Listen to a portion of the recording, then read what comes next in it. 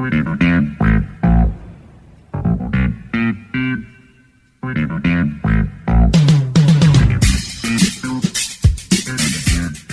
selection for the opening race of the meeting, Supreme Novices Hurdle, is the Willie Mullins trained Appreciate It.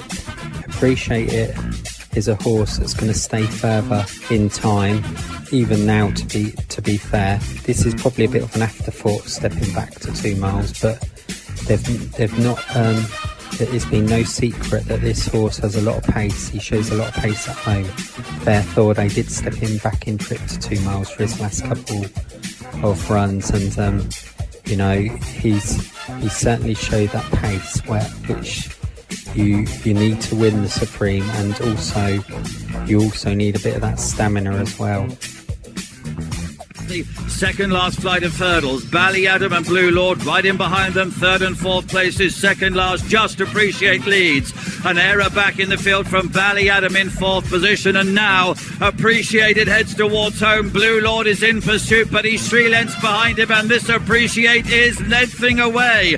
Appreciated is into the home straight with a 5-length lead. Blue Lord in second, For Pleasure in third, Soaring Glory and Ballyadam the next pair, but as they come towards the last, Appreciate It up and over safely. He landed with a 10-length advantage. Blue Lord has gone at the final flight of hurdles. Ballyadam and For Pleasure are fighting out second and third, but Appreciate It, he's a wide margin winner. He must be 20 ahead. What an easy success. Paul Townend and Appreciate It have won. Second place will go to Ballyadam, For Pleasure in third, then Soaring Glory, Irascible from Grumpy Charlie and Métier. But as mentioned just moments ago, Shishkin is my big hope for this race. He's a horse that I really think is going to go to the top over the next couple of years.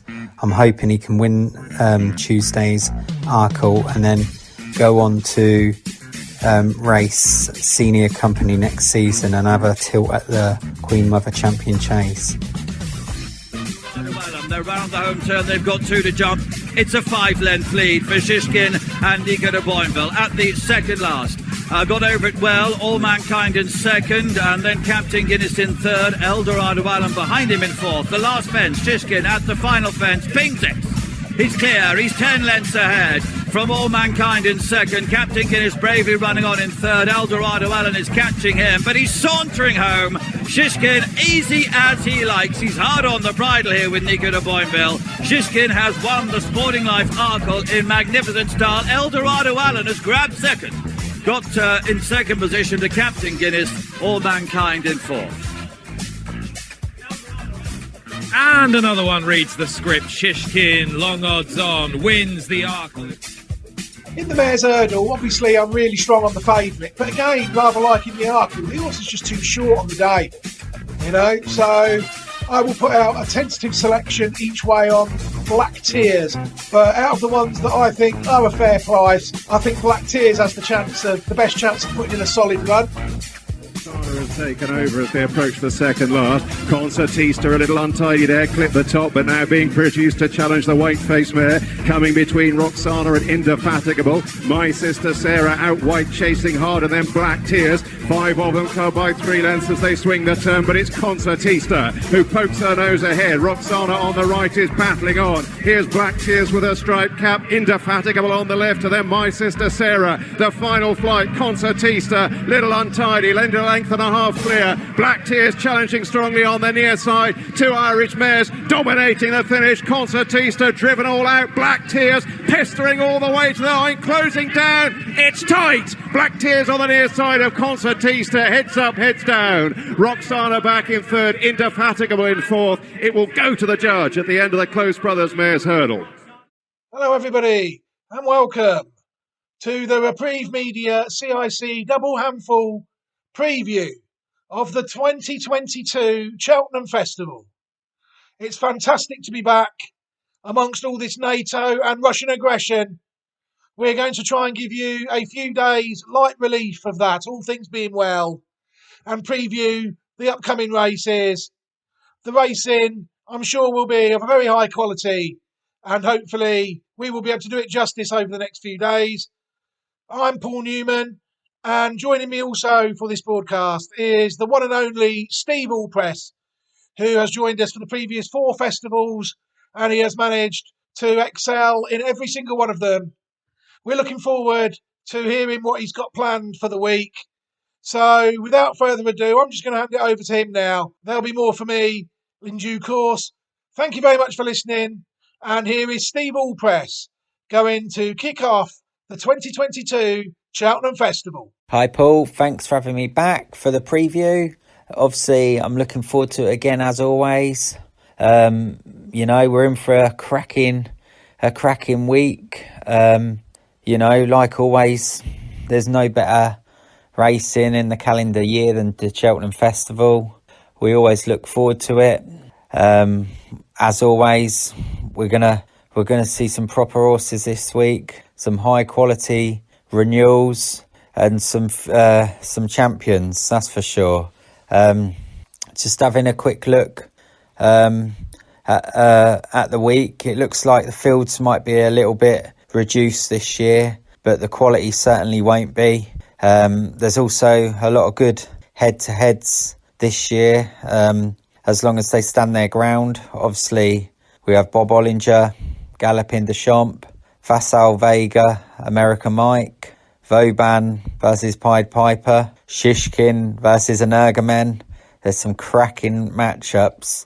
They'll have us on the edge of our seats, that's for sure. I'm really looking forward to it. We're in for a real good week. So I'm ready to crack on then with this preview, and we'll start with obviously Tuesday. So good luck to all. Hope you enjoy the week. Thank you very much for having me. So then, we're going to kick off the Cheltenham preview with Tuesday's opening race on the card, the Sky Bet Supreme Novices Hurdle. This is always a race I look forward to at the festival. It's a great way to start the week with that roar, and then this is also usually a very high quality race. We've seen a lot of good horses over the years win this race, including the likes of Duvan, Vator, Altior, Shishkin, and even horses that are placed in this race in years gone by, the likes of Sprinter Sacra. They've gone on to do fantastic things, and this year's renewal looks no different. There's 4 or 5 horses in this race that have a lot of potential, and they could end up being champions down the line. I'm going to start with my selection, which is the Nicky Henderson trained Constitution Hill. He started his hurdling campaign at Sandown early December, where he beat a well-touted horse from the Harry Fry stable in Mai Tai. He travelled really smoothly that day, jumped well, and I was very impressed with the way he quickened away. He then went on to win again at Sandown in early January. The ground was really testing that day, but he coped with it well, and once again he put a very, very impressive performance together, and I think he showed a lot more to him that day than he did first time out. He looked uncomplicated. He proved that he can go on any ground, and I just like the way he quickened away. He showed a lovely turn of foot on both surfaces, the quicker ground and then the ground that appeared to be a lot slower next time. So obviously Nicky Henderson's got another horse in the lineup, John Bon. He's a horse that I'm mighty impressed with, certainly on his first 2 runs of the season. He visually wasn't as impressive last time at Haydock, but I forgive him for that. The ground was very bad, and whatever way you look at it, he still got the job done. He's a horse that come with a big price tag, and he's certainly going to be a horse that proves to be better as his career develops. I think later down the line we'll see him over fences, and I think that's where we'll really see him at his best. I don't think he's without a chance in the Supreme this year, but I do feel that their other horse, Constitution Hill, is the main one of the two from the Nicky Henson stable. Of the Irish, well, obviously they always have a strong hand. There's been a bit of a lot of debate in the build-up to this race. Which Willie Mullins horse will be their number one? Will it be Sir Gerard or will it be Dysart Dynamo? They've obviously gone with Dysart Dynamo here, whereas Sir Gerard has switched to the Ballymore on Wednesday. Is it a good move? Well, I guess we'll find out on Tuesday. At this moment, I don't think anybody can really say one way or another. The only thing we can say is both Dysart Dynamo and Sir Gerard are mighty talented horses with hell of a lot of potential, and we won't really know until they've both run this week how good they are. Again, Dysart Dynamo's done nothing wrong. A nice introduction at Cork, then he went on to Punchestown, where he put a lot of distance between him and his rivals. He jumped out Maydell. And he looked that day that like a horse that a real fastly run 2 miles would suit down to the ground. So as far as I'm concerned, I think this is the race for Dysart Dynamo. And obviously goes over with a chance. So anybody that does fancy him, I wouldn't put them off him one bit. Of the others, Kilcret, Mighty Potter would probably be the next ones you look at. Kilcret was runner-up to Sir Gerard in last year's bumper at Cheltenham. A little bit unlucky, some would say, the way he was ridden. But then he reversed that form at Punchestown Festival. Again, he looked like he had the world at his feet, but this season hadn't gone great for him early on. 2 slightly disappointing runs, to say the least. But he has since come back to winning ways last time, and I wouldn't rule him out of anything. He's got a bit to find with the other ones, I feel, but he might just be capable of doing that. So Kilcret is certainly a fly in the ointment, as you may say. Gordon Elliott's usually a trainer you also have to take note of. He's usually got horses lurking around that have run well in this race in the past too. He's got Mighty Potter, very impressive this season. He's won 2 from 3 starts, and he's also got some form tied in with Free Stripe Life, who was just beaten last time by Sir Gerard. So on that form, he won't be too far away either. Of the others, Bring on the Night is lightly raced with just 1 run. He's in the could be anything category, but he does have a big step up. He's got a pretty big mountain to climb to get on the same kind of level as these other ones from what we've seen so far. Of the other 3, I don't really see any way they're going to play their hand in this race. So yeah, overall, I think we're going to concentrate on the first 5 in the betting in this race. I'd be very surprised if anything else was to win the race, but my selection is just Constitution Hill. But as I said before, there could be some really, really smart horses in here, regardless of whether they win or not on Tuesday. We could see a couple of champions, future champions in this race. So yeah, we're going to go with Constitution Hill in the opener. Fantastic. Thank you very much, Steve. As always, a top-class look there by your good self at the first race of the 2022 Cheltenham Festival, the Supreme Novices Hurdle. As always, a fantastic race, as you rightfully say, but this year's does look very useful. What do I make of them, though, is a good question that nobody's probably asking after listening to that.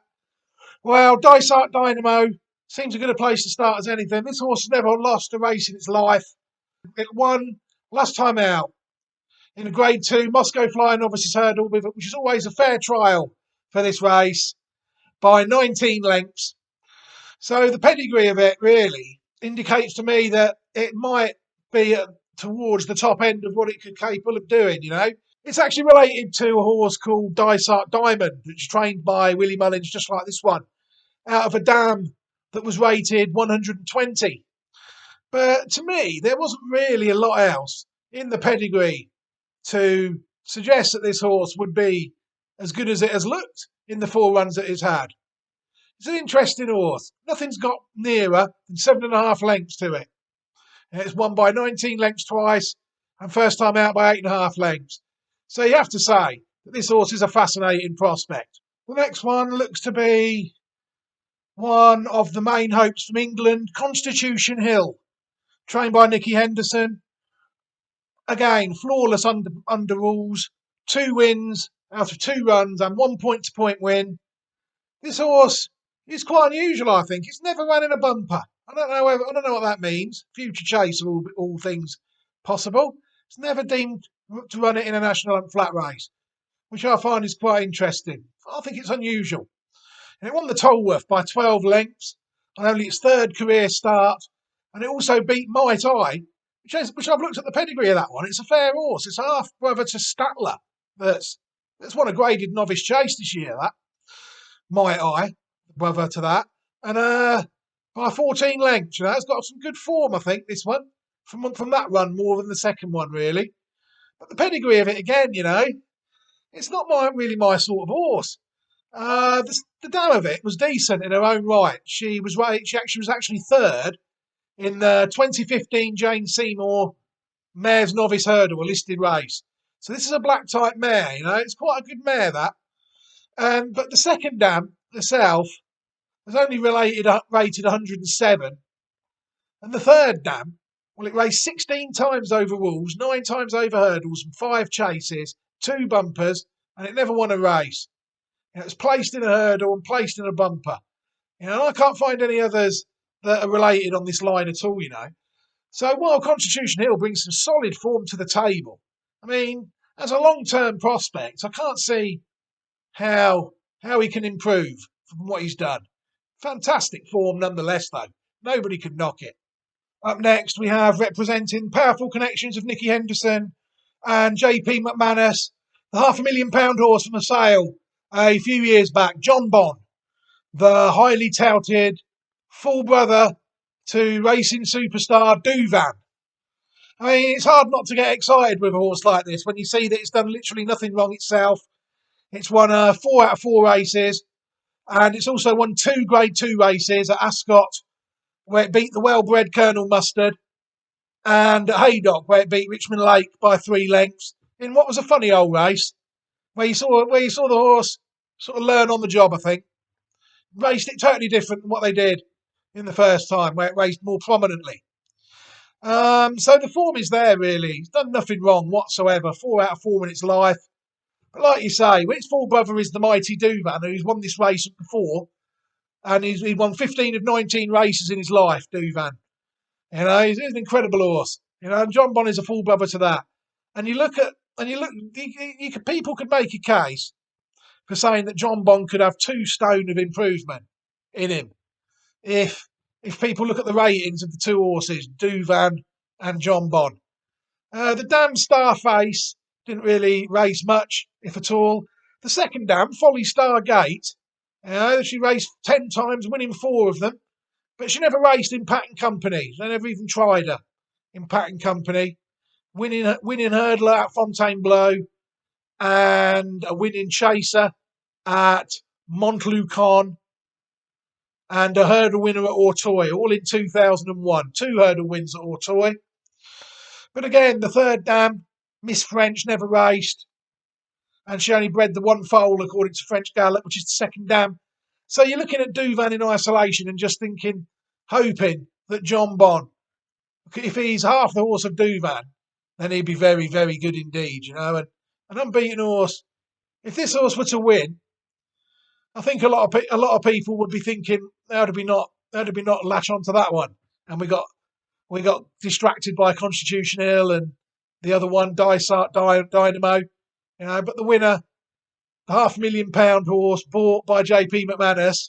I know he buys a lot of horses, but there's clues from this early days when it won the point to point by 15 lengths that this horse was decent.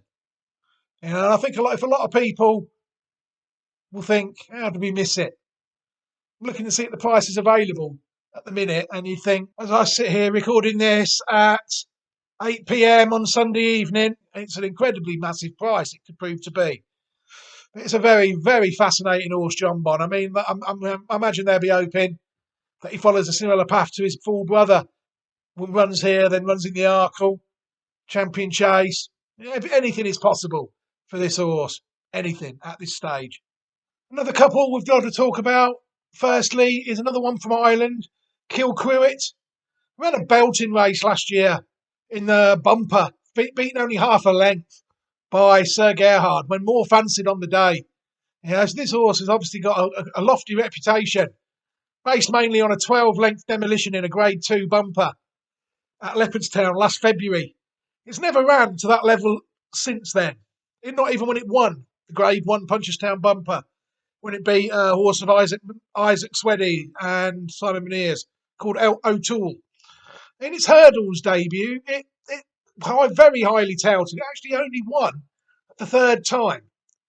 Second time, you could say it might have had a reason, excuses, because it did run into Journey with Me.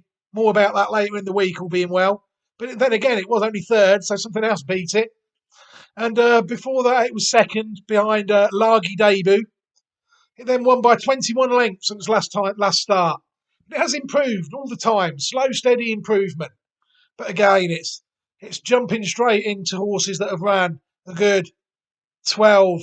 If you look at Racing Post ratings, 12 or 13 higher than this, than that it's ran. So it's got a bit to find, I think. The pedigree, wasn't convinced with it in last year's Cheltenham bumper. And obviously, the pedigree hasn't changed. The dam of it was actually placed in a listed race in Ireland in 2008. But there's not a lot else in there really for me. That one. Mighty Potter, to me, has to go down as an interesting horse. It's 3 out of 4. It's been beaten by Statuaire in a Grade 1 this year. And then it did come out and win a Grade 1 last time over Christmas. It won the Future Champions Novice Hurdle at Leopardstown. But again, it only raced to a very low rating in comparison to some of these. But so you're looking for a horse to improve, really, from this race onwards. And this one, I think, certainly can. If you look at it, it's actually a half-brother. Going to be a better horse because this one is sired by Marteline, whereas the other one was sired by Kentucky Dynamite, French Dynamite. It's actually, I remember that one. It chased home Sire de Burley when it got beat at Navan. I remember it well. It's a good horse in its own right, though, French Dynamite. If you look at the form of it, it's been placed in more than one graded race. Very good horse. The dam of it, Matney, is actually unraced. And the second dam is quite interesting, Lure Fox, because it's quite a good French pedigree that she's got. It was a decent enough French flat career. And then it was actually placed in the Grade 2 Top Novices Hurdle in 2003 when it went to Martin Pipe on only its second start. It didn't really do a lot after that. But David Johnson owned it. I remember it running vaguely. But it's actually, if you actually look at it, it's a half-brother, half-sister, to Ayup Charlie. A horse I do remember because it ran behind one of mine, back in Focus, in a Group 1. The best run of its life, if you look at it, by a long way, though, it was. So you'd have to say that might be flattering the force to say it is a Grade 1 placed, but we're not lying when we say that. Yeah, that's the one. It ran in the top as novices chase in 2012, beaten ahead by Back in Focus, the Wiley horse. And after that, it went downhill a bit after that. But before that, it was actually third in the Cheltenham bumper behind Cheltenham in 2011. But Potts owned it, Alan Potts. The third dam of it, Lurfer, was seemingly unraced as well. But if you look at her, she did breed a couple of other horses. Le Grand Dame won a Grade 3 in Auteuil as well, Grade 3 hurdle winner. But the fourth dam, Liastra, looking at it again, probably, she actually did win the 1986 Prix Field de l'Air fillies race, Group 3, on the flat, trained by Francois Boutin. So this is a good pedigree, a well-bred horse for the job, this. You can argue with the form of it, It's an improver. You can argue, if you look at the horse rating of French Dynamite and A Up Charlie, they're both rated over 150, that one. Them two, sorry. And Mighty Potter at 143, you'd have to think that they might be able to squeeze a bit more out of him. I wouldn't rule that one out and running a decent race. The next two, well, you have to say they're very interesting horses. Bring on the Night. Wow. I actually had to look up this one and I was proved correct. I actually did identify this one when it was on the flat in France because it's a half sister to Bonneville, who I was following in France for a while. It won 2 listed races in France. No, sorry, 1 listed race in France, and then it went to Ireland and won at Leopardstown in 2020. So I had a couple of decent results with it. But this one here, it never raced again when I watched it. And since then, it had a break for 644 days, and then it came out winning a hurdle race in 2022 at Nice. Again, it won by 8 lengths, ran enough to suggest it's got a bit to find on form against the proven graded horses. But what's interesting me is the connections of it. It reminds me a bit of Horton Colors. You know, they did the same with that last year. Chucked that straight in the Triumph, and it ran well. Would I be as confident of this one doing it? Not as much, because the pedigree is more of a flat-based pedigree. If you look at Bonneville, they're both out of a Group 3 place, dual-listed winning dam, Brasileira. She herself is a half-sister to Sandbar. She is placed in Group 1, and she won a Group 3 and listed winner. And the second dam was a dual-listed placed Group 3 fourth called Shifting Sands. There's not really any of the jump sources I could find in there that would say to me, yeah, this could make into a jump source. The sire of it, Glen Eagles, obviously a very well-bred sire, same as Camelot, who was Bonneville's sire. So you can see what they're trying with that line. Do I find it'd be interesting to see how it gets on, I think. The next one, Shall We Have One More? I can't really make a case for it. I'm not saying it's a bad horse, because I'm going to tell you in a minute it's not a bad horse. You know, it's finished second in a Group 2. You know, it's won a race. It's 4th behind Constitution Hill in the Tolworth. But to me, it looks one of the more exposed runners in the race. And it's a nice horse in its own right. The dam of it was placed in 3 listed flat races. Bordeaux, Le Bouscat, Toulouse and Saint Cloud. And the second dam, Rose Bourbon, was similar level. You know, placed in 2 French listed races in 1996, both at Evry.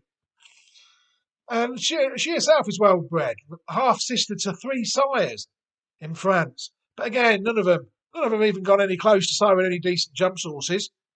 Squill, who won 2 Group 2s, one in France and one in Italy. A stallion called Never Naev, never heard of it. Ran in St Fairly, was placed in the Foray. Then another one, Rio Verde, who didn't really sire or do anything. Yeah, but again, I just can't have that one really on form. Well, that's a nice horse in its own right. 2 that make up the field. JPR1, trained by Colin Tizard. People look at the form of that. I mean, they'll see that it's got plenty to find on form. The pedigree of it doesn't really give me much hope at all, the pedigree. The best horse I could find in there was the second dam. Is a half-sister to a horse that won the 1998 Prix Sagan in Auteuil, called Gastina for the Whaley Cohens. Novice, it was a 128 novice chase winner when Nicky Henderson had it in England. And that was in 2001. I can't really make a case for that one at all. Silent Revolution really has to come into the same boat, really. I mean, that would have to have the most to find on the form. You know, it's got a tough ask on the book. Some decent horses in the pedigree, though, you know, under the dam. Watson River, she's actually a half-sister to Watson Lake. That won plenty of Grade 2 races and Grade 3 races in Ireland. And also related to the dam of Killer Clown, who was a Grade 3 handicap chase winner. trained by Emma Lavelle. That one in 2021. It was actually placed, in the Great Wood Gold Cup of 2021 behind Umbrigado. And also El Soiree, the second dam, is a half sister to a horse called Truth Be Told. That was a moderate, really, 130 to 140 type horse that was third, beaten 13 lengths in the 1994 Rendlesham Hurdle. But that run would be a stone better than anything else it ever did, so that was its level, really. Trained by Josh Gifford. Another one with a tough ask, I think. What do I fancy in the race? Well, after looking at the race properly, I think that I can't really look past John Bon in the race at all. He's got by far and away the most upside in the race, and he's unbeaten. Hopefully his improvement will take him another step ahead of the field. I do like, to a certain extent, Mighty Potter. That could also improve, but I don't know about that one. It's a good pedigree. It's a nice horse, that. And also the Donnelly horse, Bring On the Night. I have to mention that. That's one actually I did identify, but I had it down as more of a flat horse than looking at the pedigree, to be honest. But it'd be interesting, fascinating that Connections have decided to have a go here. And I'm looking forward to watching it go round in what should be a fascinating race.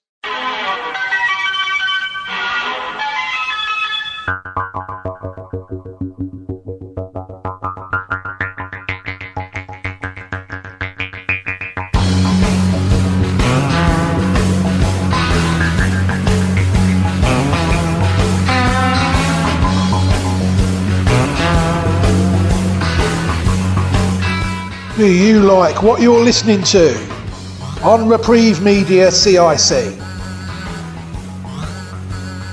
If you do, there are plenty of ways that you can support us as we continue. You can donate to the Reprieve Media CIC PayPal account. To do that, please head to our website, where you will see a donate tab on the side of the site.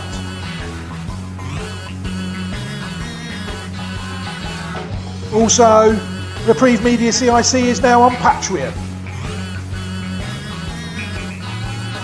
Why not head over there now and check out our page? Just search for Reprieve Media CIC on Patreon. Thank you very much for your support, people. And you are listening to Reprieve Media CIC.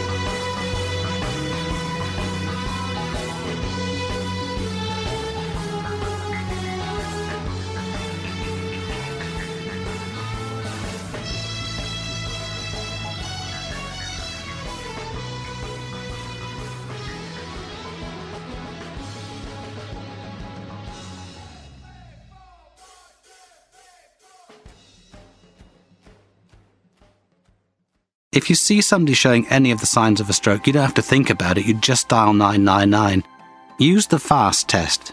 F. Face. Has their face fallen on one side? Can they smile? A. Arms. Can they raise both arms and keep them there? S. Speech. Is their speech slurred? T. Time.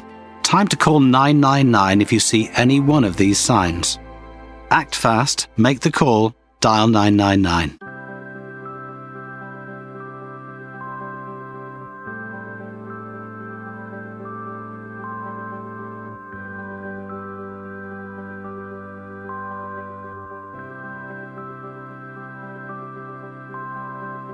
We're still able to offer interviews via Skype or any other video calling platforms that you try and use. We will try and accommodate you.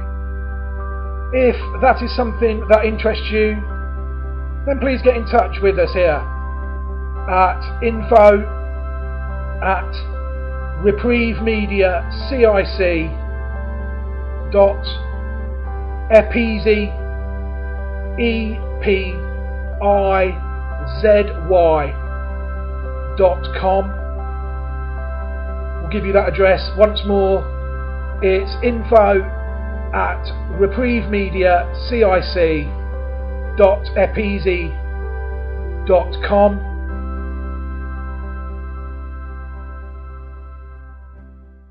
Hello everybody and welcome back to the Reprieve Media CIC coverage of the 2022 Cheltenham Festival.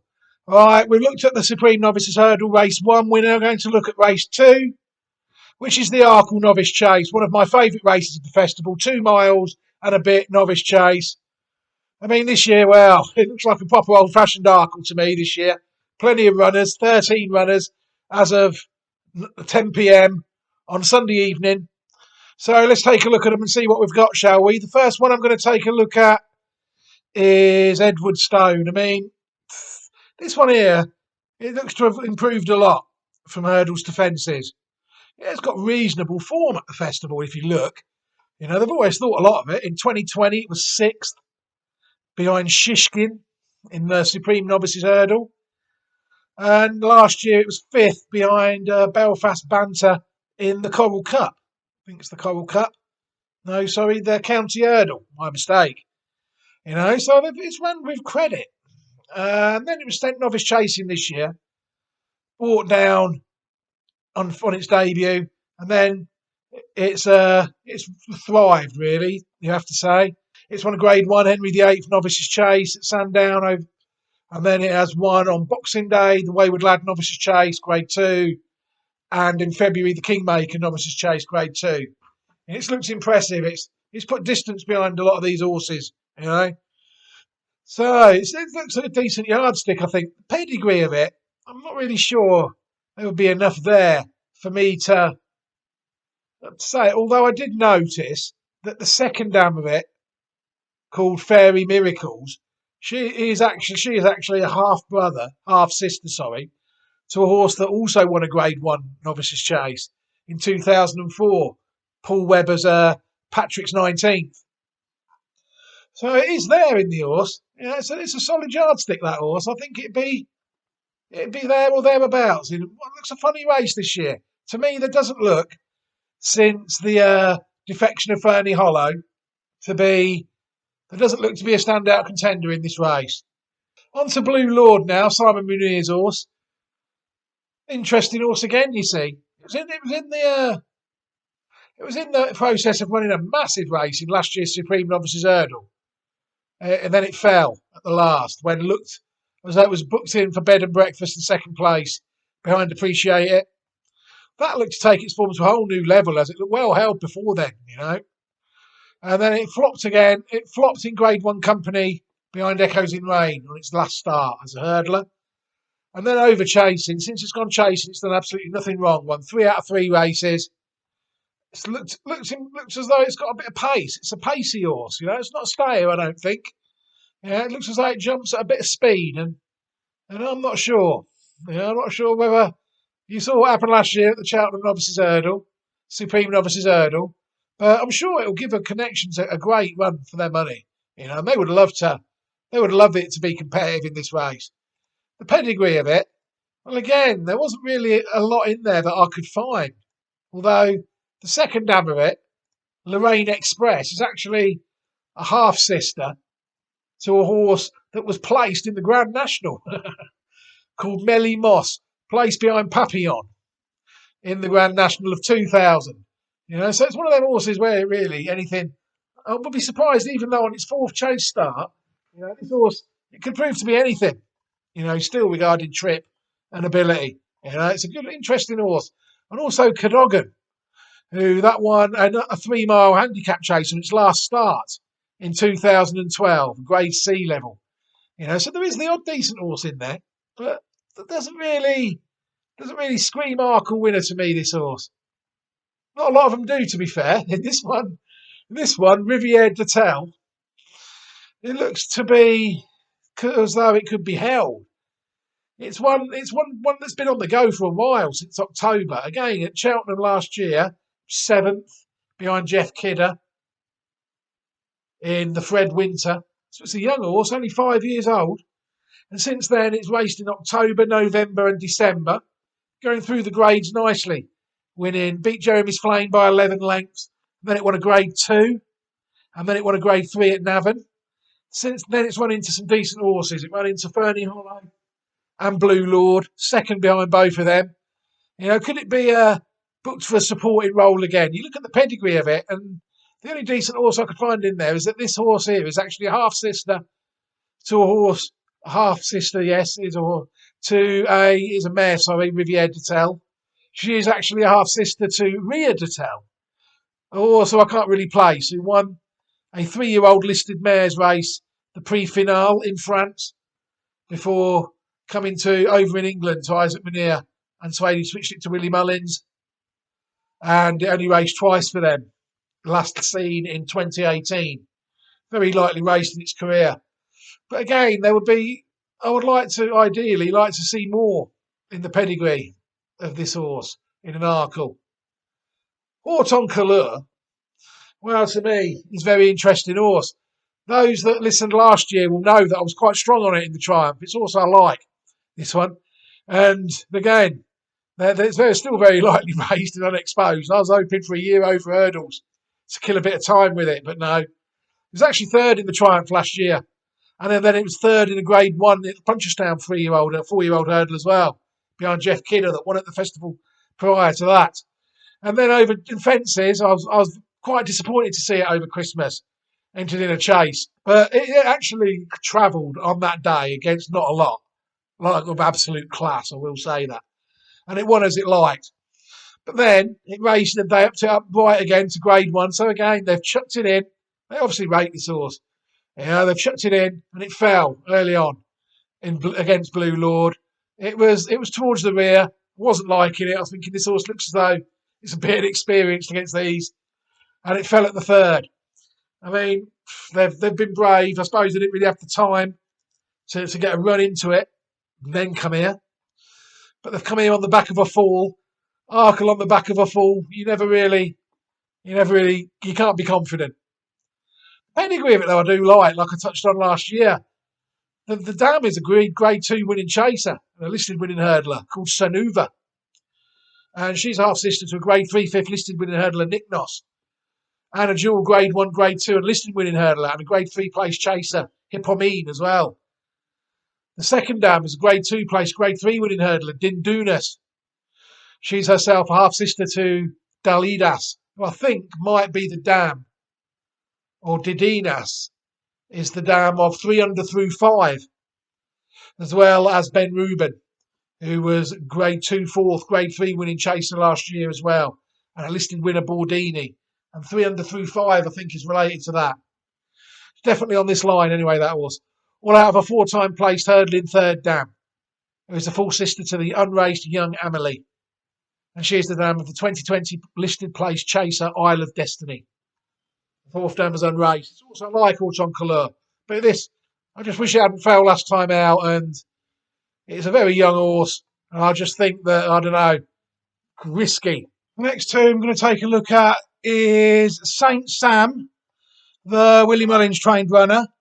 This one to me, I don't know, I don't quite think it's got the sort of profile I'm looking for in this race. It's a good hurdler. It was second behind Jeff Kidder in the pre-mentioned race before, the Fred Winter, and it was fifth in the same race behind that and Blue Lord in May. Won on its chase debut, and it was third behind Blue Lord in the race we've touched on as well, that Auton Couleur's fell in. But to me, there's something about it. I just don't think it's the one. It could be totally wrong, but it just doesn't, to me, look to have what it takes. The dam of it was very highly tried, Ladika. She might not have won the races that people would look at, but she was placed in a Grade 3 and 3 listed races in France at Auteuil. This is a good dam. Very good dam. But there's not really much else there. Medica, the second dam of it, she's actually a half-sister to the dam of a very promising horse that actually died at 5. That Isaac Munir and Simon Munir, and Isaac Sweddy had by Marteline called We Have a Dream. That was actually looking good. It was placed behind Chitabello in the county hurdle of 2019. It was placed behind Verdana Blue as well. And it was also the winner of the 4-year-old novice hurdler Aintree in 2018. when it beat Gumball by 7 lengths. It looked decent that day, and it also won the Future Champions finale hurdle as well, Grade 1 3-year-old hurdle, or 4-year-old hurdle actually then, and it also won the Summit Juvenile hurdle. One very good juvenile hurdler, and died unfortunately aged the age of 5. But it's, to me, it'd have something to find, Saint Sam, I think. Course Sublime is a horse I think that you could argue is underachieved. It's run to some very, very high ratings of 150 odd in its career, as have a lot of others on its pedigree, as I'll go into in a minute. It's won a grade 2 hurdle back in 2019, but more often than not, it's found 1 or 2 too good. Third behind Fernie Hollow in the Racing Post Novices Chase on Boxing Day. Second on debut behind Fernie Hollow again. Fourth behind Abracadabras out of 5 in the 2020 Morgiana hurdle. Running the 2020 Champion hurdle when it was 15th behind Epatante. The dam of it was unraced, but she's actually quite well bred. She's actually a half sister to the dam of 2 decent horses, Ex-Patriot, who's ran some decent races in defeat again, really. 151 and 150 rated horses. Not uncommon on this line.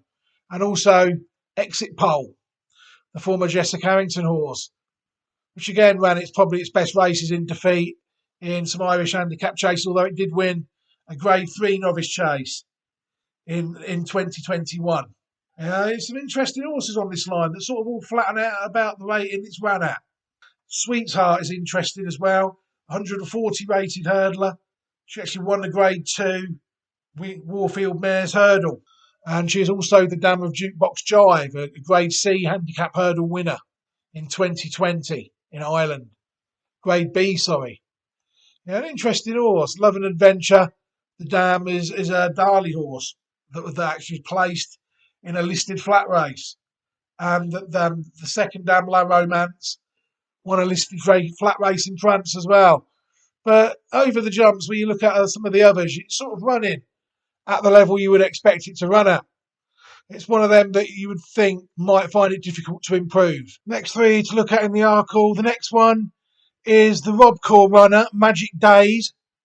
This one here, it looks to have not really improved at all from hurdles to fences, although it is lightly raced. It was actually second in the Mares Novice hurdle last year, beaten 5.5 lengths by Tell Me Something Girl.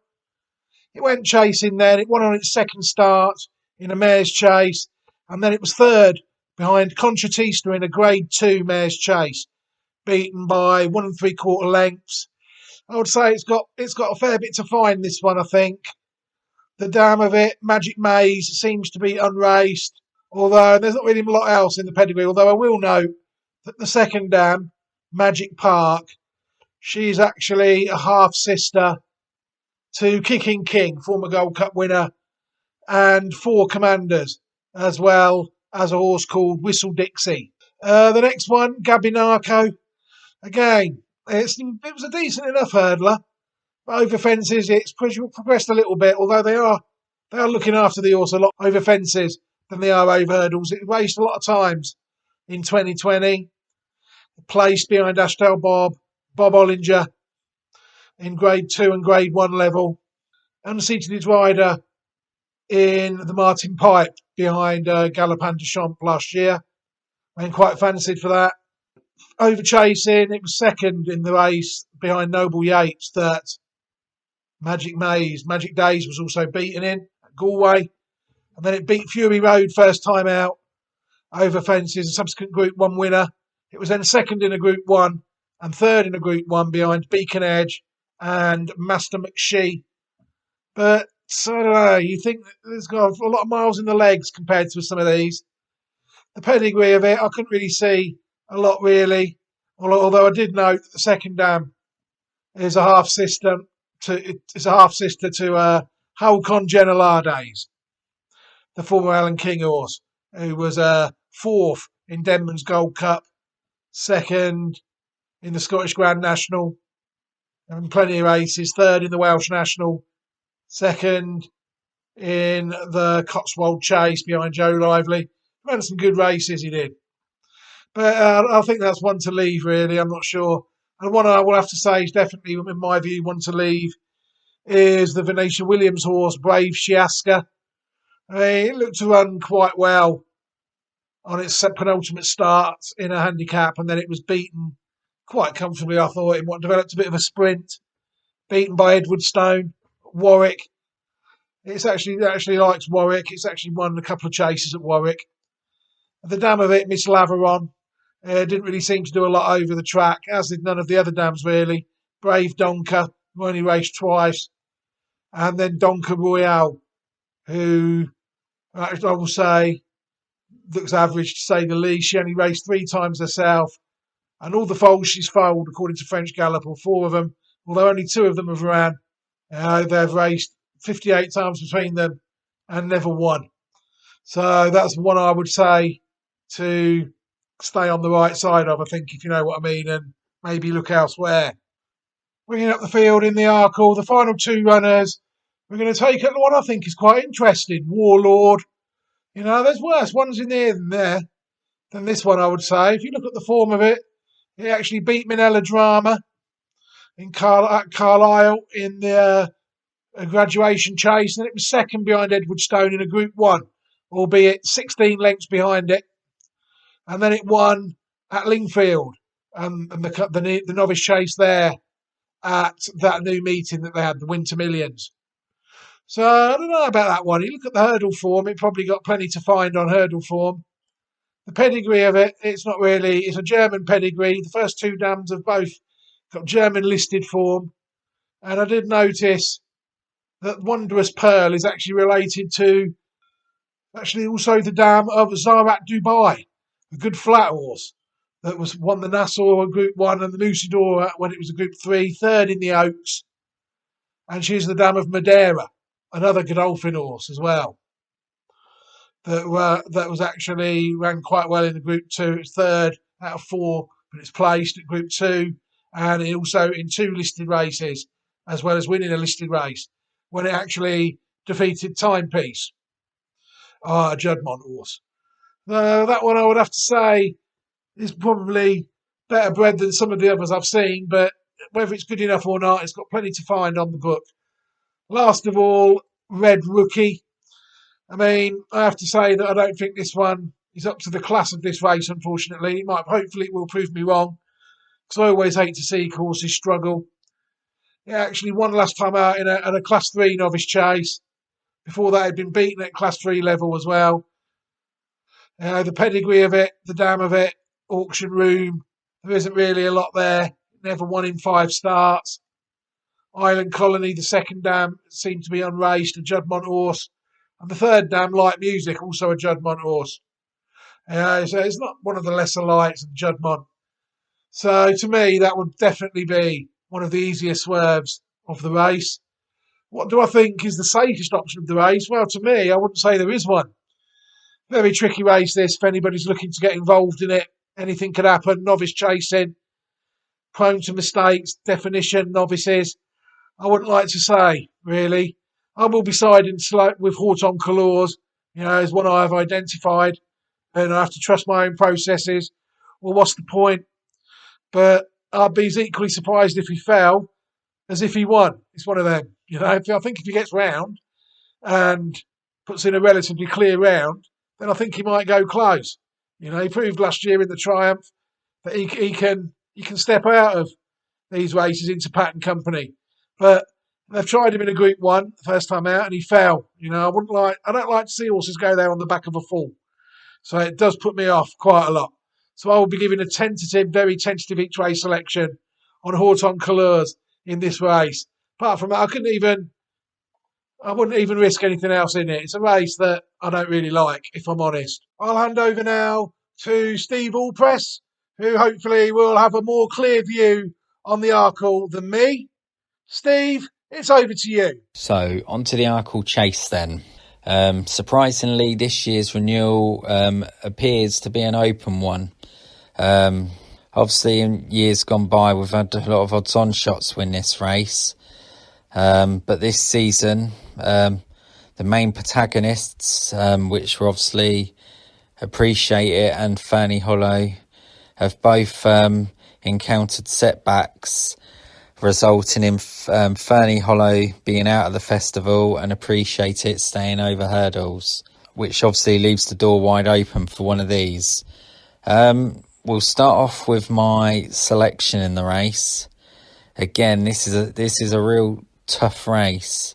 Originally, when Fernie Hollow was announced injured, I thought Blue Lord might be the one for this, but in recent weeks, I've just come to that impression that the Gordon Elliott mare, Riviere de Tel, is the one to be on.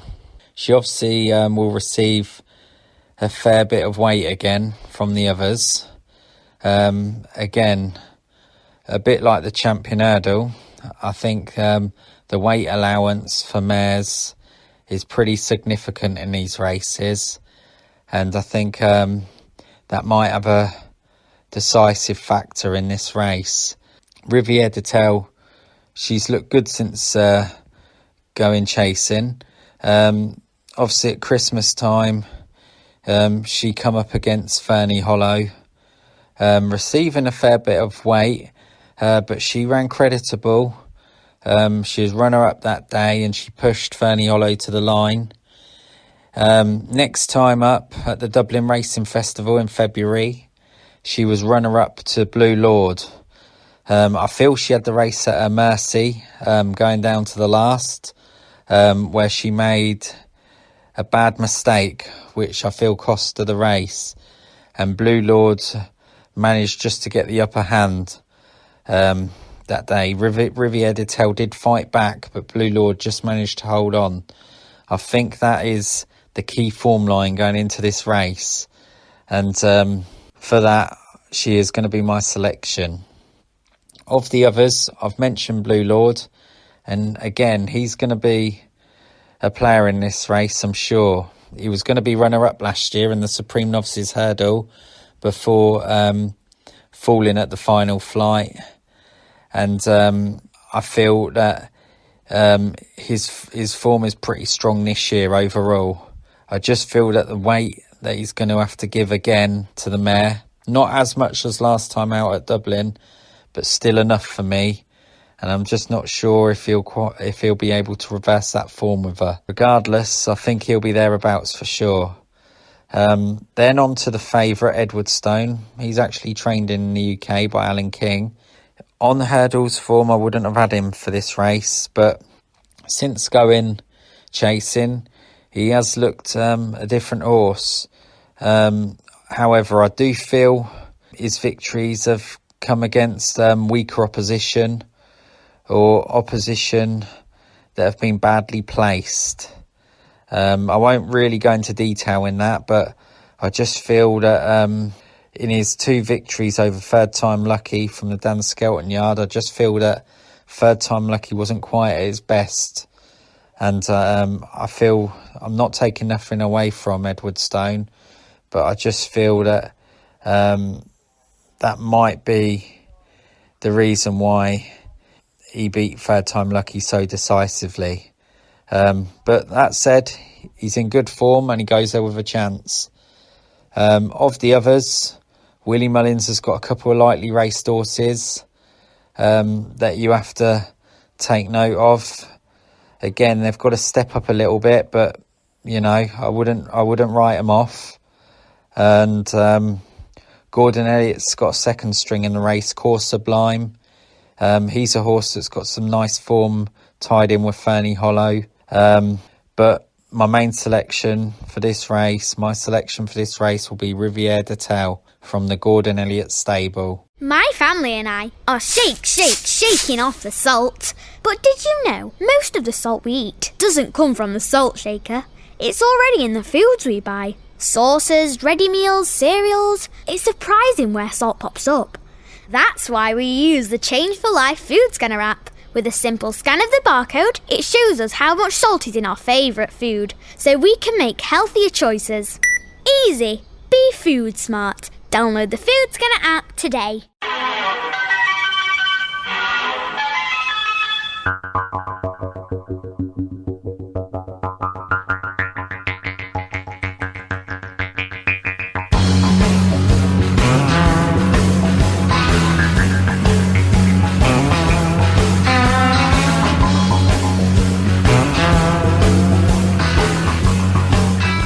Do you like what you're listening to on Reprieve Media CIC?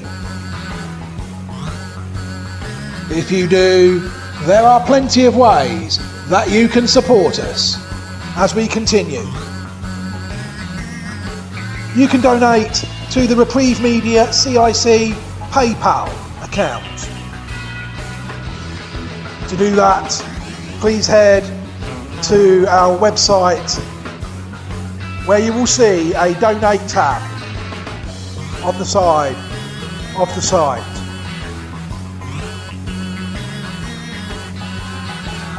Also, Reprieve Media CIC is now on Patreon. Why not head over there now and check out our page? Just search for Reprieve Media CIC on Patreon. Thank you very much for your support, people. And you are listening to Reprieve Media CIC.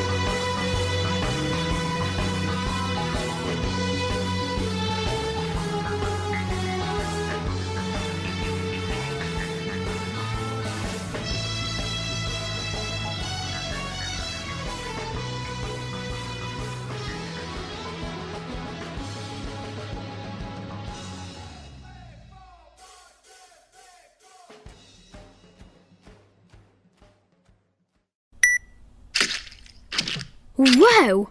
Look how much saturated fat is in these chocolate biscuits. It's surprising how much is in our food and drinks. For us kids, eating too much saturated fat can lead to harmful fat building up inside, which we can't see, increasing the risk of heart disease or stroke when we get older. So be food smart. Download the free Change for Life food scanner app and start making healthier choices today. Hello everybody and welcome back to the Reprieve Media CIC double handful coverage of day one of the 2022 Cheltenham Festival. I'm Paul Newman. Right, we're going to look now at the feature race of the day, which is of course the champion hurdle on day one.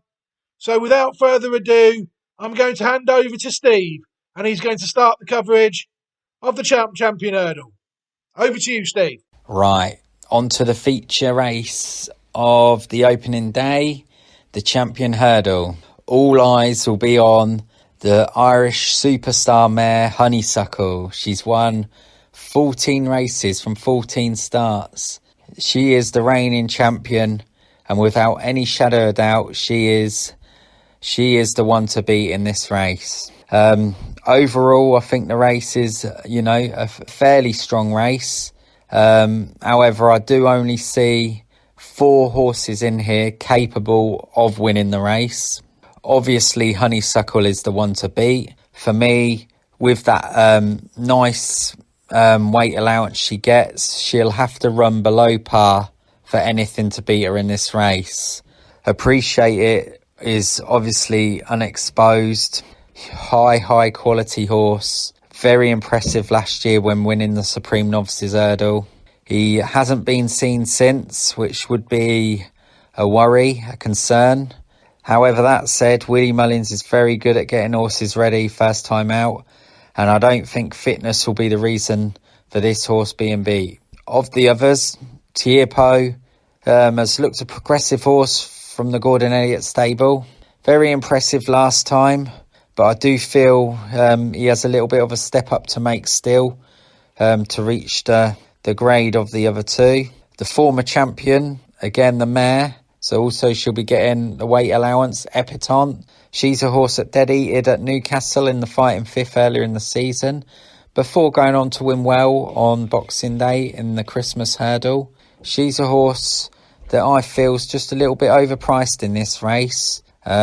She's a lovely horse. The word is she's back to her best now, and I just feel that she might be going under the radar a little bit here. I wouldn't dismiss her by any means, but I do feel that for any of these to beat Honeysuckle, they'll have to improve on anything they've shown so far. There's been a few question marks on Honeysuckle's most recent run at the Dublin Festival. For me, I was actually impressed with her. I could tell she needed the run that day, and I felt that her trainer, Henry de Bromhead, left a lot of work on her, and I was actually quite pleased with what I saw from her, and I've got this sneaky feeling that we're going to see a totally different horse on Tuesday, and I think that Turbo will kick in off the bend, and I think that'll be that. Obviously Appreciate It. He's the horse that's in the could be anything category. So impressive last year. As mentioned, he has been off the track since, and I don't think any horse in history has won this Champion Hurdle on their first run of the season. So that, as mentioned, would be a major concern. But he is a smart horse. Maybe him or Epatante might be worth looking at in the betting without Honeysuckle market. But my selection for this race is Honeysuckle. She's a tremendous mare, and I would love to see nothing more than her going on and retaining her title. So Honeysuckle is my selection for the Champion Hurdle. Fantastic, Steve. Thank you very much for taking a look at the feature race on day one of the 2022 Cheltenham Festival, the Champion Hurdle. I must admit at this moment that I tend to look at novice races more than open races. I'm looking for improvers. They're at the top table already, so we can tend to miss the pedigree out a little bit and just look at the form. We have to start with the favourite, Honeysuckle, 14 runs and 14 wins. She is looking as though she could be fairly bomb-proof in this race. If people look at the form, she's beaten every horse who has tried to mix it with her. 14 times she has been taken on. 14 times she has won, including in a 9.5 length, in a 6.5 length romp, in last year's renewal over Sharjah, who she again beat in April. This year, well, she's only been seen twice, but she's won them 2 starts by a combined total of 14.5 lengths, and the biggest prize she's been able to get is 2 to 5. So obviously she's going to be a very tough nut to crack in this race. Appreciate It. Last year's Supreme Novices Hurdle winner is an interesting one, I think. Like Steve touched on, it has had a fairly interrupted preparation, which has involved it mainly staying into over hurdles. If you look at the form of it, though, it's there for all to see at the festival. Second behind Fernie Hollow in the bumper of 2020, and then a winner over Ballyadam by an astounding 24 lengths in last year's Supreme Novices Hurdle. I mean, you take your chance with it because it hasn't raced for so long, but could it do a Pen Hill? Steve touched on the fact that Willie Mullins is good at getting one right after a long layoff. Pen Hill did it for me at the festival a couple of years ago in the Stayers. Could this one do the same? Time will tell. Then we've got the winner from 2 years ago, the Nicky Henderson trained mare Epatante, who is fair to say has done Steve proud over the years. He's had a Champion Hurdle winner out of it. Last year it was third in the race behind Honeysuckle. But if you look at her form, when she won at Sharjah in 2020, I think you could argue that she's never quite hit that form again. Steve says she's back to her best. I think she'll need to be. Her wins this year over the 2 outsiders in the race, Not So Sleepy and Glory and Fortune, give her plenty to find, in my view. Then I come to 3 horses, and they're not for me. I've always said that to avoid 5-year-olds in the Champion Hurdle. I don't like backing them. I never have done. The 4-year-old hurdles, 5 second season hurdlers, to me, are a bit of a no-go. I might be wrong this year. I've got 3 going against me. T-Hapu, who again is put in a decent run last time out when it beat Durasso by 11 lengths. Before that, the Robcool runner, it looked as though at 4 it wasn't the best of the crop. It won a grade 3, and then it was second behind Jeff Kidder in a grade 1. And then this year, it's not really done anything wrong. It's gone through the grades nicely, winning a couple of grade 3s at Gowan and Naas. And then between that, the best performance of the year over the Christmas period, when it won the Limerick Hurdle, a Grade 2 race, beating Quilixios again. I mean, to me, like I said, 5-year-old in the Champion Hurdle, not for me. The next one has to come under the same boat because of the age, really. Adagio, the David Pipe trained French import, sorry. But it is German bred. He looked at his hurdle form last year. He's probably arguably one of the best English juvenile hurdlers. He won the finale hurdle when he beat Nassalam. It was second in the Triumph behind Quilixios, who ran a good race that day. It was then second in the 4-year-old hurdler Aintree behind Monmoral.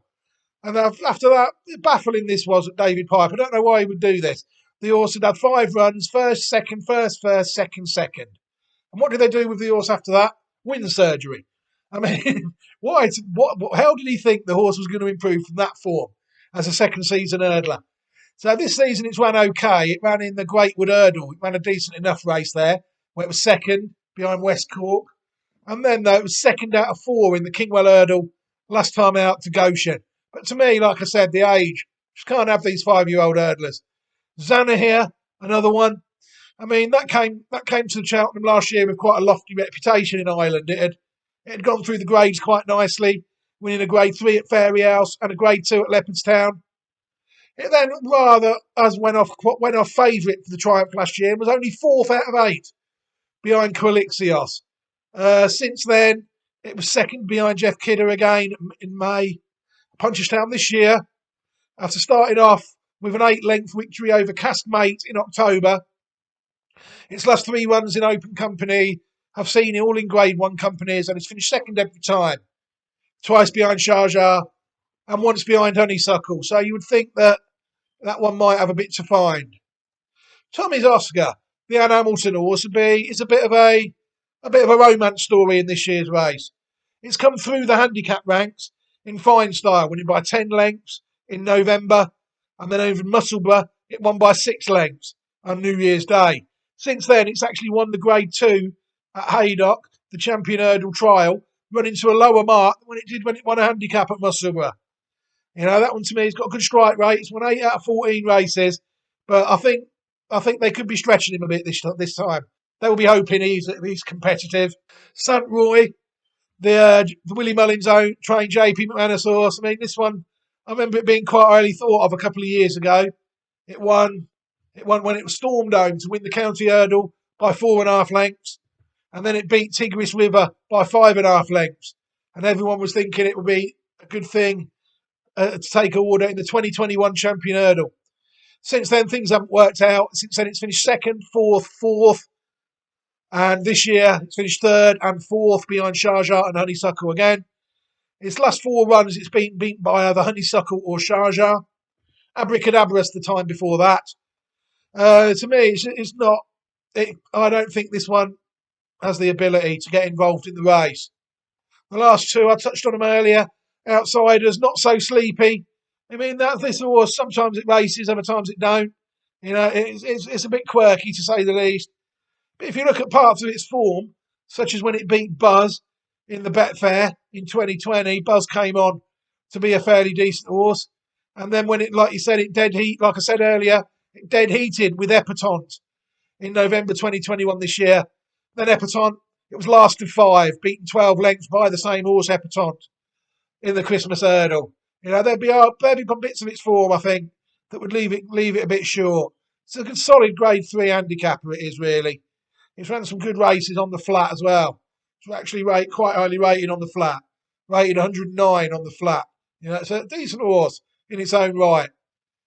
Glory and Fortune, the final runner, the Tom Lacey trained runner. I mean, this one here, it won the Betfair Hurdle by a short head at 20-1. Over I Like to Move It on its last start. Before that, it was actually second behind Epatante in the Christmas Hurdle. A lot of the form of this horse, though, it's only 2 runs over the 150 mark. You know, your horses, to put that into some sort of perspective, Honeysuckle has been running 163, 166, 165, 160. You know, so it's got plenty to find, Glory and Fortune, as they all have, against the favourite. What do I fancy in the race? I mean, to me, I've never really been a massive fan of this race. I know it sounds daft, thinking, it's the champion hurdle, you idiot. But I have my processes and my systems. I rely on being able to try and spot horses that maybe are capable of better than what they've shown already. Appreciate it. If you look at the form of Appreciate It last year, his run puts him right up with Honeysuckle. But as Steve said, Honeysuckle gets weight off it today. On Tuesday. Sorry, Appreciate It will have to beat Honeysuckle by more to make allowances for the weight, if that makes sense. But to me, it's not really a betting proposition, this race for me. I don't like to really preview a race without any selections, but I would rather do that any day of the week than put you on something that I don't fancy. 3 5-year-olds in the race. It's a funny old race for me this year, the Champion Hurdle. So I will just be sitting back and watching it. Whoa! Look how much saturated fat is in these chocolate biscuits. It's surprising how much is in our food and drinks. For us kids, eating too much saturated fat can lead to harmful fat building up inside, which we can't see, increasing the risk of heart disease or stroke when we get older. So be food smart. Download the free Change for Life food scanner app and start making healthier choices today.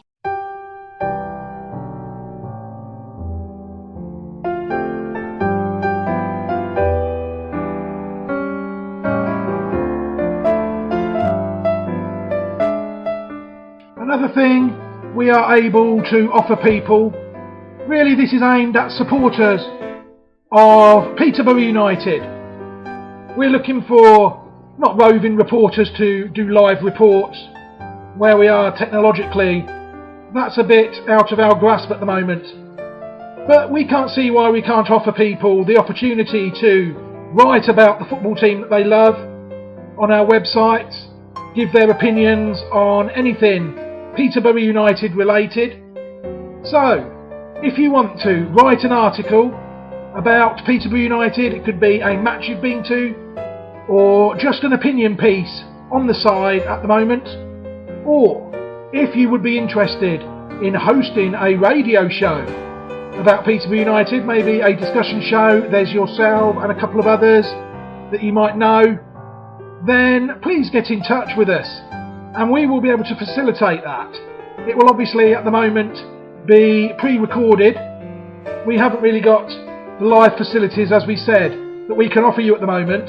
But if we record, say, a day in advance or 2 in advance, and then we broadcast it on, say, the day of a match, or it could be a review of a match where we record after the match, people spout off about how good or how bad the team are playing, and we play it out the next day or something. All that is possible. So any Peterborough United fans out there who feel like they haven't got a voice at the moment, they might be tired of listening to the established lines that they get in the other media outlets around this town, then get in touch with us.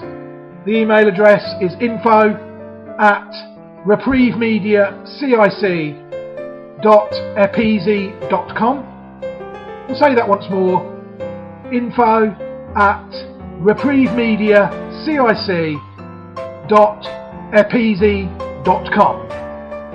We look forward to hearing from you, and let's get some independent voices out there about the football team that we all love here in Peterborough.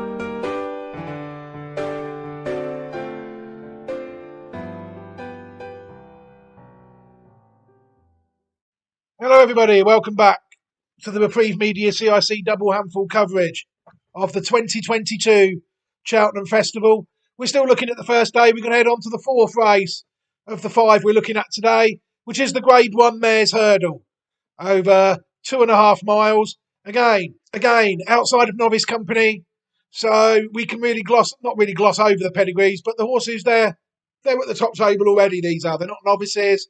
They are what they are. We're going to start with Tell Me Something Girl, the Henry de Bromhead horse, a man who in the last 14 days, as the time I sit here, on the 14th of March, he hasn't had a winner out of 17 runners this fortnight. He trains Honeysuckle as well, plenty of other good horses. You know, he's got his string going nicely under the radar. You know, no one knows what cards he's holding really. Tell Me Something Girl won the Mayor's Novice Hurdle last year in a race I actually identified her in, where she beat Magic Days, who runs in the Arkle earlier, by 5.5 lengths. She was then beaten by 19 lengths by Galopin de Champ when she tried a Grade 1 Novice Hurdle. And this year, although Steve is right in what he says, she has been set some tough asks. 5th behind Dysart Diamond in a listed race, and then 3rd in a Grade 3 behind Royal Kahala. If people look at her form, they will see that them 2 runs, despite her losing, have probably been the best runs of her career. You know? So she is one that, coming back to level weights off Grade 1, you would feel that she might have a chance. You know, she's quite a well-bred horse as well. You know, she's actually from the family of Wahiba Sands, as I noticed when she won the novices last year. Some nice horse. Queensbrook, that one there's won 3 out of 8 starts, but this one I feel could be there. I'm not sure. You look at it in the Grade 2 Mayor's Hurdle, when it's been 16 lengths by Concertista in 2020, only run into a mark of 127. Since then, it has headed the right way. It was 2nd in a Mayor's Hurdle at Wexford, and then won a Conditions Hurdle over Ciel de Niège in 2021, and then it was 2nd behind Burning Victory in a Grade 3 last time out. I mean, to me, the form of it, the form figures, I'm looking for a 150 plus horse to take this race out, and there's nothing in the form to me would indicate that horse is capable of running to that mark at this stage. It'd be interesting to see if I'm right or wrong about that one. Stormy Island is a front-running, one-dimensional mare. That's probably the best way you can describe her. You know, she at novice company, she looked low. Really, she just do her own thing, just try and lead all the way, winning a couple of listed races back in 2018, and in 2019 again a listed race and a Grade 3. Couple of Grade 3 wins, including a win over Franco de Port, a subsequent Grade 1 Novice Hurdle winner in 2020. She was 5th behind Honeysuckle in the 2020 renewal of this race. 2021 didn't really go to plan the first part of it, but she did get her form back towards April, May and June when she beat French Dynamite in a Grade 2. She then defeated Manila Melody by 7 lengths to land her first Grade 1 victory, and they even had a spin on the flat where she was 2nd off a mark of 73. This year in a Grade 1 hurdle, she was 6th behind Honeysuckle, first time out. And then on New Year's Day at Cheltenham, she recorded a 2.5 lengths victory over McFabulous in the Rail Keel hurdle. You know, to me, I think she'll be setting the pace this one towards the front of the race, and she could possibly set it up for others. Burning Victory, another Willie Mullins train runner. This one has had 16 starts and won 6 times. But again, you're looking at the form, and I'm struggling to see a run that I will be looking at to make a contender for this race. You know, when she was beaten 23 lengths, 3rd by Classical Dream in the Christmas hurdle over 3 miles at Christmas, surprisingly, and then she ran in February and she defeated Queensbrook, who I mentioned earlier, by 1.5 lengths in a Grade 3, running to a mark of 147. I mean, I'm looking at a lot of these, and a lot of these are much of a muchness, you know. Echoes in Rain, to me, could be quite an interesting one. You know, it was very highly tried as a novice hurdle last year, winning Grade 1, 2 Grade 2s, before finding this year up to novice company a bit too strong. Been beaten last of 3, beaten 15 lengths by Sharjah, then beaten 15 lengths by Sharjah again in 4th of 6, and then 3rd of 5, beaten 7 lengths by Honeysuckle in a run that was by far and away her best run of the season. I mean, to me, you know, I don't think, like Steve touched on, the way these full field races haven't really suited her. And I tend to agree with him.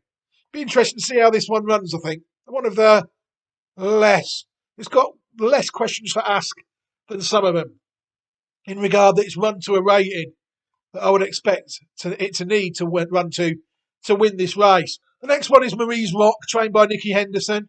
A good strike rate. It's won half of its races, 10 runs for 5 wins. But again, this English mare racing against the Irish, it's won a handicap hurdle off a mark of 142, and that is the highest it has ever run to, including when winning a 4-runner listed race at Warwick in February, the Warwick Mares Hurdle. I mean, it's a fine horse in its own right, but to me, it's just the form is just not there to win this race. It'll have to take a massive improvement. Mrs. Milner, the Paul Nolan trained runner, is another one that really sort of comes into that category. It looked to be heading the right way last year when it's got good Cheltenham form, as Steve said. It won the Patents last year by 5 lengths from the Boss's Oscar and a career best performance of 145. This year it's won a listed race and it has also been 4th behind Thomas Darby in the Newbury long distance hurdle. I mean, it's got when a horse has put its best form at Cheltenham, you have to take it seriously. You know, 2 of its best, and also went second behind On the Blind Side in a listed handicap hurdle in November at the track as well. You know, so it's had 3 runs at the track. So it's had 2 runs at the track, and it's come first and second. You know, so I can see why Steve is looking at this one. Heaven Help Us is actually the name of a horse, not a cry for help. Trained by Paul Hennessy, coming over from Ireland. This one here, I think, is well and truly exposed in its 25 runs and 5 victories. Last of 5, beaten 23 lengths by Honeysuckle last time out. And before that, it was second behind Royal Kahala in a Grade 3. Look at the best form of the horse, you have to say, was in the 2021 again at Cheltenham when it won the Coral Cup by 9 lengths and run into a mark of 148. So again, we've got a horse that has run well at the festival before. It was also 7th at a big price of 100 to 1 in the 2020 Supreme Novices Hurdle behind Shishkin. And it also won a maiden hurdle at Cheltenham in October 29 when it beat Master Debonair. So again, it's not got bad form at the track, but I think its best leaves it a bit to find. We've got a couple of interesting ones now. Martello Sky, the Lucy Wadham trained Martello Sky, is a horse that I actually like. You know, it's by a sire that I have immense trust in. It has actually won 8 out of 12 races. Again, if you look at the form, it's running at much of a muchness against these English fillies and mares and English runners. You know, struggling to get above the 145 mark. You know, it's won a listed race and a handicap on its last 2 starts. It also won a Cheltenham race in April, a listed race. It was 8th behind Tell Me Something Girl under Bryony Frost, the same jockey as on Tuesday at last year's Cheltenham Festival.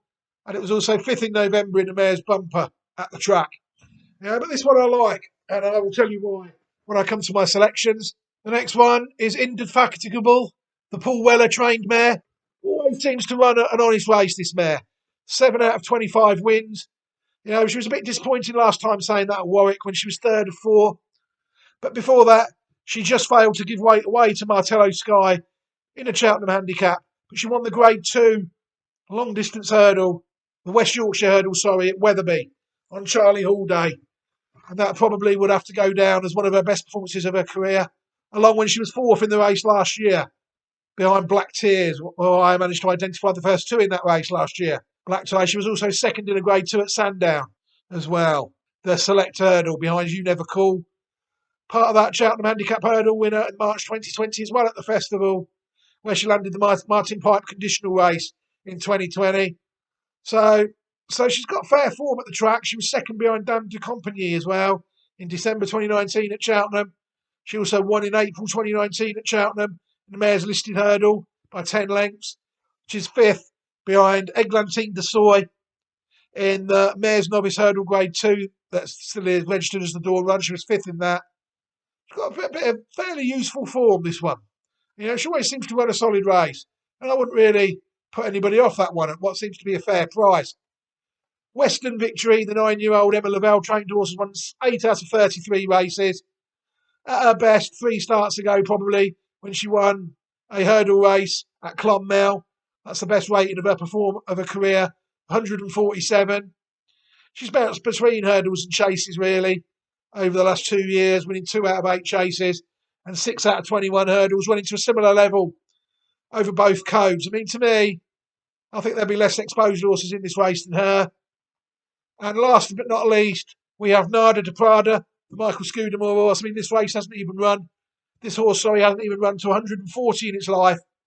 It's fourth behind Zambella in a listed mare's chase last time, and before that it'd been beaten in 2 Class 3 contests. It is lightly raced, only running 3 out of 8 races, but massive step up needed in this race for this horse, you would feel. So after looking at the mare's hurdle, what will my selection be in the race, you're all wondering? It's a race that I quite like, because I do like the fillies and the mares, because I know that's where the pedigree comes from, you see. Every sire, you look at every sire, it's got good form, every sire. It's not the case with the mares. Some of them are very good pedigrees and some of them are very good on the track. And if you get one that's good on the track with a very good pedigree, then I've always thought you're in business. So my selection here in this race will be the Lucy Wadham trained Martello Sky. People will look at the price of it and thinking, what is this lunatic doing, picking this horse in this race on the radio? So I'm going to have to tell you why, because I have to justify, not to myself, because I know the horse and I like the horse, but others might not be as familiar with it. We touched on the form earlier, where it sort of hit a brick wall around the 143, 142 mark, which would mean, despite winning 8 out of 12 races, which would indicate to me that they've placed the horse quite well in races they think it can win, first and foremost. Which sounds obvious, but you think some trainers and owners, I'm not too sure they do that. The horse, the pedigree of the horse, I think is very interesting. It's by a sire, the former Juddmonte sire, Marteline, who I have immense faith in as a sire. He's up there, and the best national hunt sires I've ever seen. So what I'm looking for here is evidence that this horse can run to a rating that I think it might need to win this race before I have to consider it. So when I look at the relatives, I find some interesting horses. I find another one with a high strike rate, 5 out of 12, called Brief Ambition, which I've actually been waiting for it to run since November when I identified it in 2021. It's trained by Fergal O'Brien, and that's only ran 235. But it's over fences now. If you look at the form of it, it's actually placed in a bumper behind Ocean Wind, beaten 8 lengths by Ocean Wind in February 2020, 113. It didn't really do much over hurdles. It won a novice hurdle. But since over fences, it has improved a stone. Racing from, say, the 113, 114 it was racing at to 135. An interesting horse, that Brief Ambition. I don't think they've got to the bottom of it. If I think Martello Sky is 140, it's got more to come, then what do I think of that horse rated 130? Another horse I found that was related to it is Mystic Sky. That was had a longish career, 33 runs, 6 wins, but there wasn't really much any decent form in there. It's never raced above a mark of 131, but it was actually a listed placed horse in 2018, again at Wetherby, when it ran in the Wetherby Mares Hurdle listed race, second behind Lady Buttons. That's off to the paddock. Chances are that might throw something decent. The dam itself, Kentucky Sky, that is the listed bumper placed horse that I was thinking of. It ran second behind Golden Sunbird in a listed mares race in 2009. A listed bumper. Only raced 4 times, second 3 times and 1 win. They got their win with it. They got their black type with it. And then it was off to the paddock like any good breeder would do. So there's not really much anything there. But then I think things get very interesting. Dawn Gate is the second dam. And that was foaled in 1995. It is actually making the first dam is a half sister to the dam of General Miller, a horse called Miller's Action. General Miller was a fair horse. It didn't really get the ratings that it really deserved, I think. I remember it going round quite well in the early time of its career. It was a second in the Grade 2 Classic Novices Hurdle at Cheltenham in 2010 behind Restless Harry. Then it also won the Grade 2 Top Novices Hurdle at Aintree, beating Menorah by a neck. Menorah was a very good chaser in the end.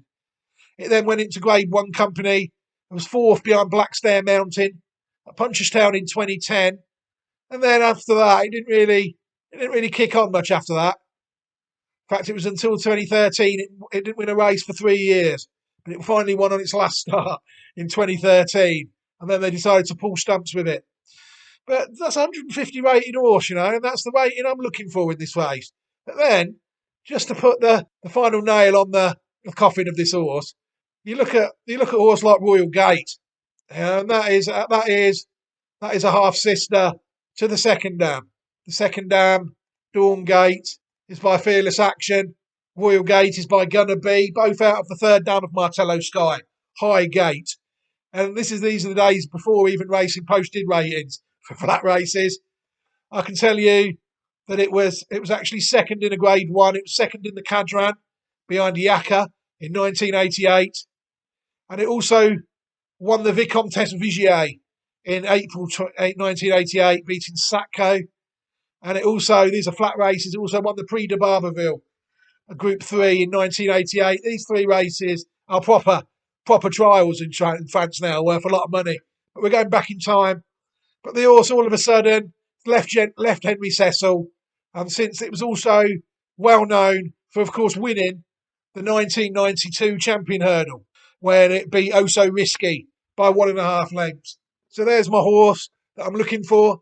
Martello Sky has a higher ceiling than what I think is needed to win the race. She's by a sire I have immense faith in, Marteline. Every time I set this sire a task, it passes it. I mean, this to me, I think this horse could prove, after this race, to have been an absolutely ridiculous price. But it's got a high strike rate. It's won 8 out of 12 races. They're obviously going to throw the kitchen sink at this Grade 1 with this horse by a top sire related to a Champion Hurdle winner. I like the horse, and I'm going to put Martello Sky as my best each way selection of the day on day one. It's over to Steve now for his look at the 2022 Grade 1 Mares Hurdle on day one of the Cheltenham Festival. Steve, it's over to you. We are now going to go on to the Mares Hurdle. In years gone by, we've had a lot of short price hot pots win this race. The likes of Quavega, Vroom Vroom Mag, Honeysuckle was relatively short price. Benny Dejou obviously has run in this race in recent years too. However, this year's renewal looks very competitive, very open. There's a lot of horses in this race. I'd say the majority of the lineup could win this race.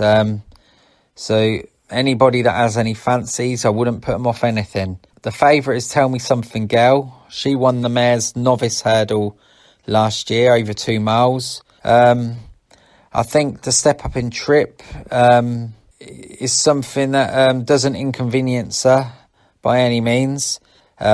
She's a horse. She's yet to win this season.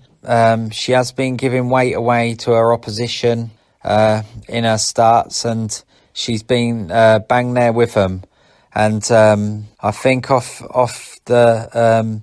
these weights, these level weights on Tuesday, it puts her right in the mix.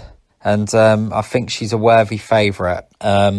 Queensbrook from the Gordon Elliott stable. She's a decent horse. She was third in the bumper a couple of years ago.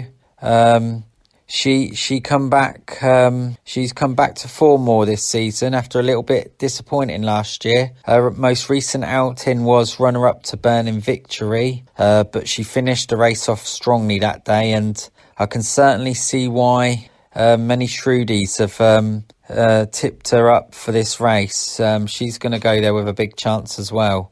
Burning Victory, as mentioned, obviously she beat Queensbrook last time. She's a big player in this race. She ran well behind Classical Dream and Flooring Porter earlier in the season, and she looks like she's improving with racing, and she's another one that could be in the mix. Echoes of Rain from the Willie Mullins stable. She's been a little bit disappointing this year. That said, she's a pretty free-going type that she's pulled very hard in her runs this season, and I just don't think the way the races have been run have suited her. And again, I question whether going up to this trip will suit her. I think a fast run 2 miles is what she wants. So going up to 2.5 miles here a free-going horse. I'm not so sure she's in the right race here. I could be proved wrong, but that's just my gut feeling. That said, she's a quality horse if she can put things together. Of the others, Mrs. Milner, she was victorious at the festival last year. She was fourth last time out against the top company, against like horses like Paisley Park and that, who's obviously gone on to win the Cleve Hurdle last month. She's been lightly raced this year and she's been primed for this. She's another one that I wouldn't rule out at all. Stormy Island, she's prominent in the market. However, I'm just a little bit dubious about Stormy Island. Earlier on in her career, I was pretty keen on her, but I'm not so sure on this mare. And so my gut feeling is the Willie Mullins 2 are the ones to oppose here. But what's going to win? I'm not so sure, but if I was pushed, I would say either Queensbrook or Mrs. Milner. But it's certainly a race that I wouldn't be overconfident in, to say the least. But it's a good competitive race, and I would say there's a good few horses in this lineup that are capable of winning. But yeah, my selections in this race would be Queensbrook and Mrs. Milner. Superb, Steve. Thank you very much for taking a look at the Mares' Hurdle there. Now, for a look at the last race we're looking at in any depth today on day one of the 2022 Cheltenham Festival, the National Hunt Chase, it's over to the genius, Steve Allpress, to look at the race. Steve, over to you. So on to the National Hunt Chase we go. This surprisingly this year, this is a race where we have a very small field. Usually you have a good 20 or so runners in this race, so very surprised that we only have we got the seven runners in this race this year. That said, it's quite a fairly strong lineup in terms of quality for this kind of race.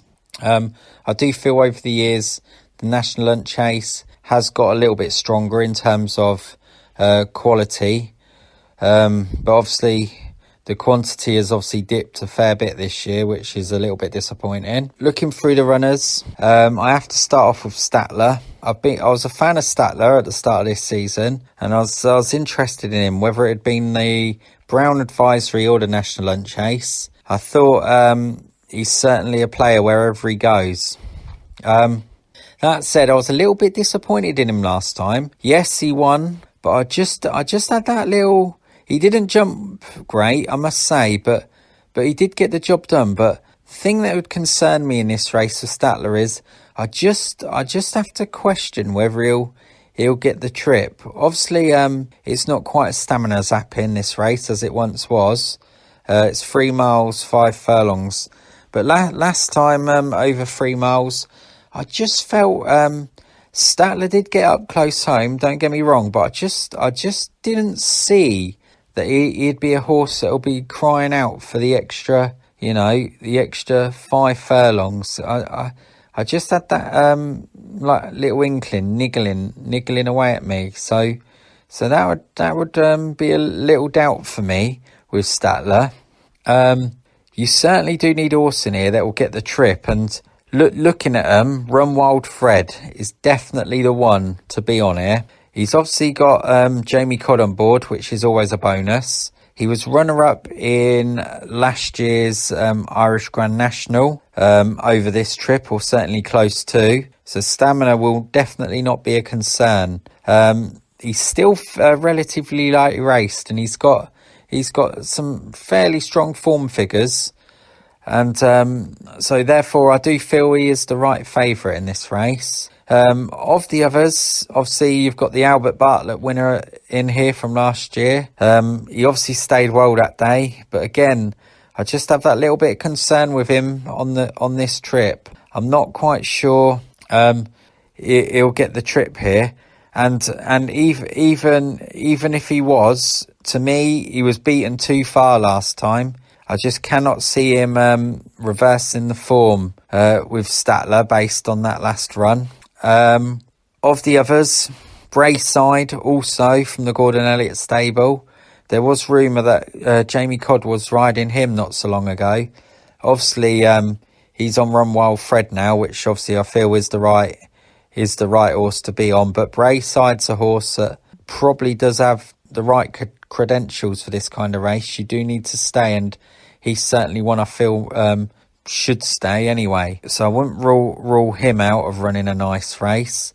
Pat's Fancy, well, he was runner-up to Brave Man's Game last time, which is obviously good form. However, he was getting a hell of a lot of weight, and I'm just not sure if he's going to be quite good enough to win this off level weights.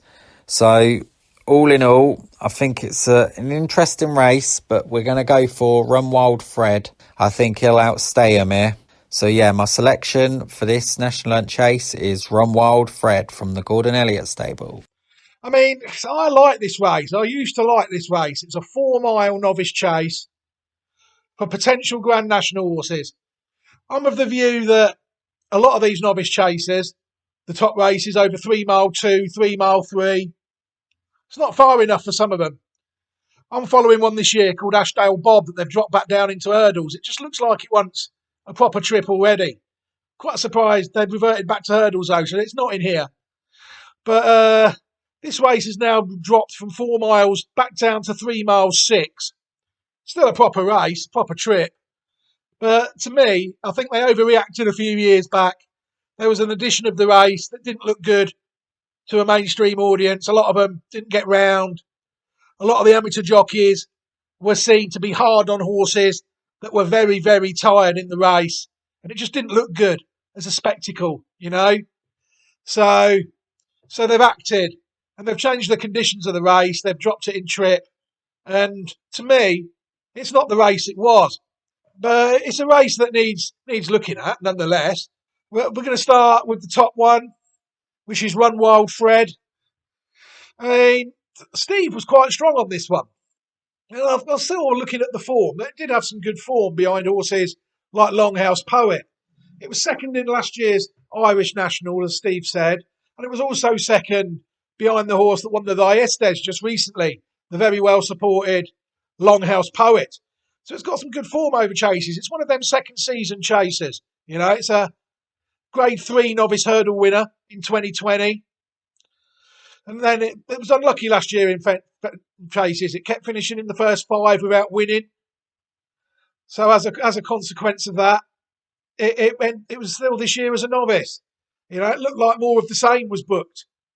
You know, it was second again in a Grade 3, and then it actually got off the mark in a £43,000 Troy Town handicap chase this year, Grade B, in fine style, beating a former Triumph Hurdle winner, Far Class, by 7.5 lengths. It then got smashed all over the track by a horse I identified a few years back called Fury Road in the Grade 1 Neville Novice Chase just after Christmas. The form of it is decent, 150 odd rated horse, high 150s when it won at Navan. I've looked at the pedigree of it though, and I can't find a horse that's anywhere near as good as this in the first 3 dams. The third dam is actually quite old, foaled in 1979. You know, so I did look, and there wouldn't seem to be anything for me to suggest that this horse is going to improve anything. It is what it is. This horse, a solid 150-yard horse, 157. You know, it's a good horse, good yardstick. But I wouldn't say I couldn't be confident that it'd improve. The next one I think is interesting. Statler, the Willie Mullins trained horse, Roger Bartlett owned.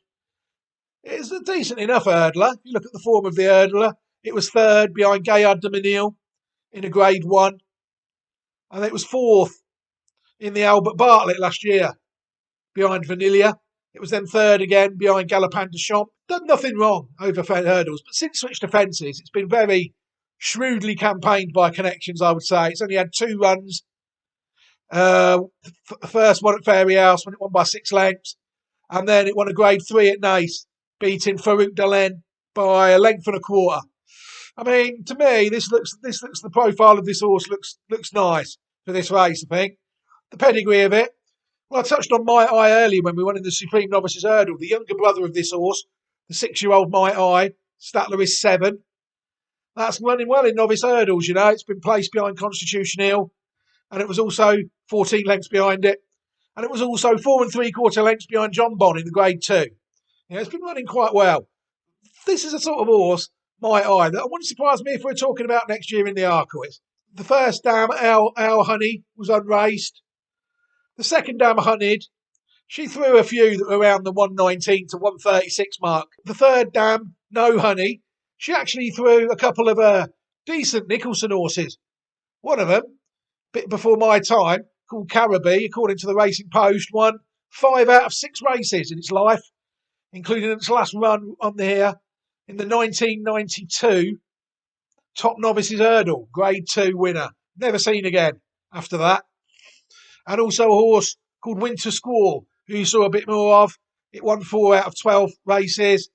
It was placed in 2 Grade 2 hurdles. It's behind Roller Dollar in the 1993 Dovecote, went favourite.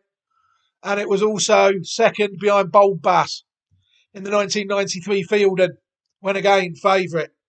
So a couple of nice horses there that in the back of Statler's pedigree. You know, I couldn't rule that one out. The next one we're going to take a look at is Vanilla, the Gavin Cromwell trained Vanilla. I was amazed last year when it won the Albert Bartlett. It seemed to improve no end, really. It was beaten a few times by Farouk Dalaine and Gaillard de Menil, and then it goes and, in true Marteline style, scoots home by 11 lengths on the big day in March at Cheltenham. That's what I mean. This sire is incredible. I do think that. Since then, it ran 4th behind Galopin de Champs in April, and then it was sent chasing. It was 3rd on its debut behind Lifetime Ambition. I think I had Fury Road might have been in there, or another one of mine. Grand Paradis might have been in there as well.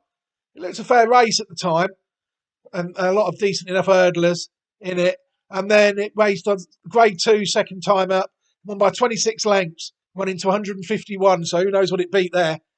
And then it was 3rd behind Fury Road and the favourite of this race at Leopardstown in the Neville. It was well beaten that day, 18 lengths behind Fury Road. And then in January, it was 18 and a half lengths behind Statler. So to me, it looks held. You could argue that it's a worse horse over fences than it is over hurdles. I think the figures back that up as well. I think really they might have a better chance in the Stayers Hurdle next year time will tell. But it's a nice horse in its own right. The pedigree of it, I couldn't really see a lot if I was honest. The dam is a half sister to a useful German dual purpose horse called Vishnu. But the second dam of it, Vinka, she is actually out of Vivi, a mare that was actually a very good horse in Germany, Group 3 winner in Germany back in 1977, and also 3rd in a German Group 1 at Gelsenkirchen. It's a good, decent flat pedigree back in the day, but to me, I don't think the horse is a natural chaser. Pat's Fancy, the Rebecca Curtis trained runner, is one of them that I think could be up against it. It looks well held on its English form. It's won 2 Class 3 handicap chases, and then it was second behind Brave Man's Game in a novice handicap chase. We're talking Class 3 races here.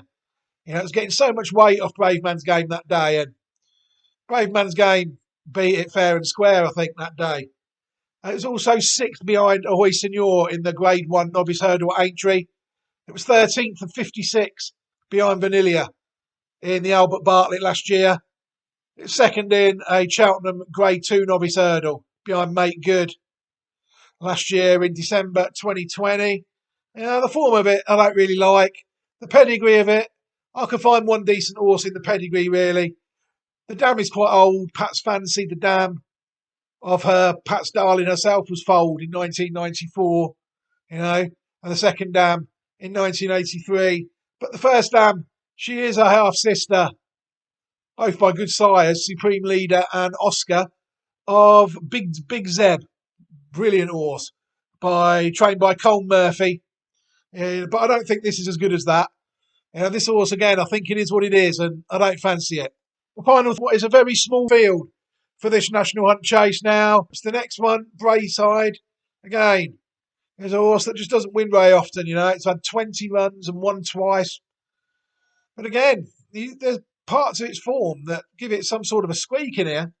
It finished 4th behind Schoolboy Hours in the big Grade B extended handicap chase over Christmas, £100,000 race. Before that, it beat Screaming Colours in a Grade B, handicap chase. But you'd be disappointed if an Irish handicap chase had come over here and win this. I would anyway. No disrespect to the Irish horses. I'd say the same for the English handicap chaser. This is a race for pattern quality horses. I will maintain that.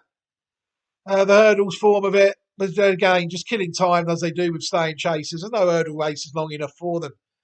The pedigree of this race is interesting. I think it's actually related to a horse that's actually ran better than this horse has done, called Loosen My Load, the former Alan Potts owned horse. That actually has got elements of form that make it quite good. It's Grade 2 second behind Raoult Dube in the 2011 Powers Gold Cup. It's a solid horse. It won the Grade 3 Buckhouse Novice Chase in 2010. And Grade 1 hurdle, it's 5th behind Blackstare Mountain. It's got some good form. Grade 2 winning over hurdler, beating Some Present in 2009 in the Sharp Novices Hurdle at Cheltenham. So if you go back far enough, it's got some Loosen My Load, had some decent form around Cheltenham. The rest of it is what it is, really. I couldn't really find much else in the pedigree, but to me, I just don't think it doesn't win often enough. Beat the Bullet, the final horse of the race. I can't see what it's doing in the race. It's never ran above a mark of 130 in its life. Started off point to point in very young, ran in 12 point to points. Then finally went maiden hurdling in November 2020. Its best rating over hurdles was 123. He's improved that by £4 over fences, where they found a 3-runner novice handicap chase with it to win a race. It was pulled up last time at Exeter in a Class 3, and its form leaves it with plenty to find. I think it might make a decent horse one day. I say decent. There's horses called Simply Dashing in the pedigree. That was second behind Seymour Business in a Charlie Hall. That horse was. It's also good form at Cheltenham in Grade 3 handicap chases. Them 2.5 mile handicap chases that came out October and November.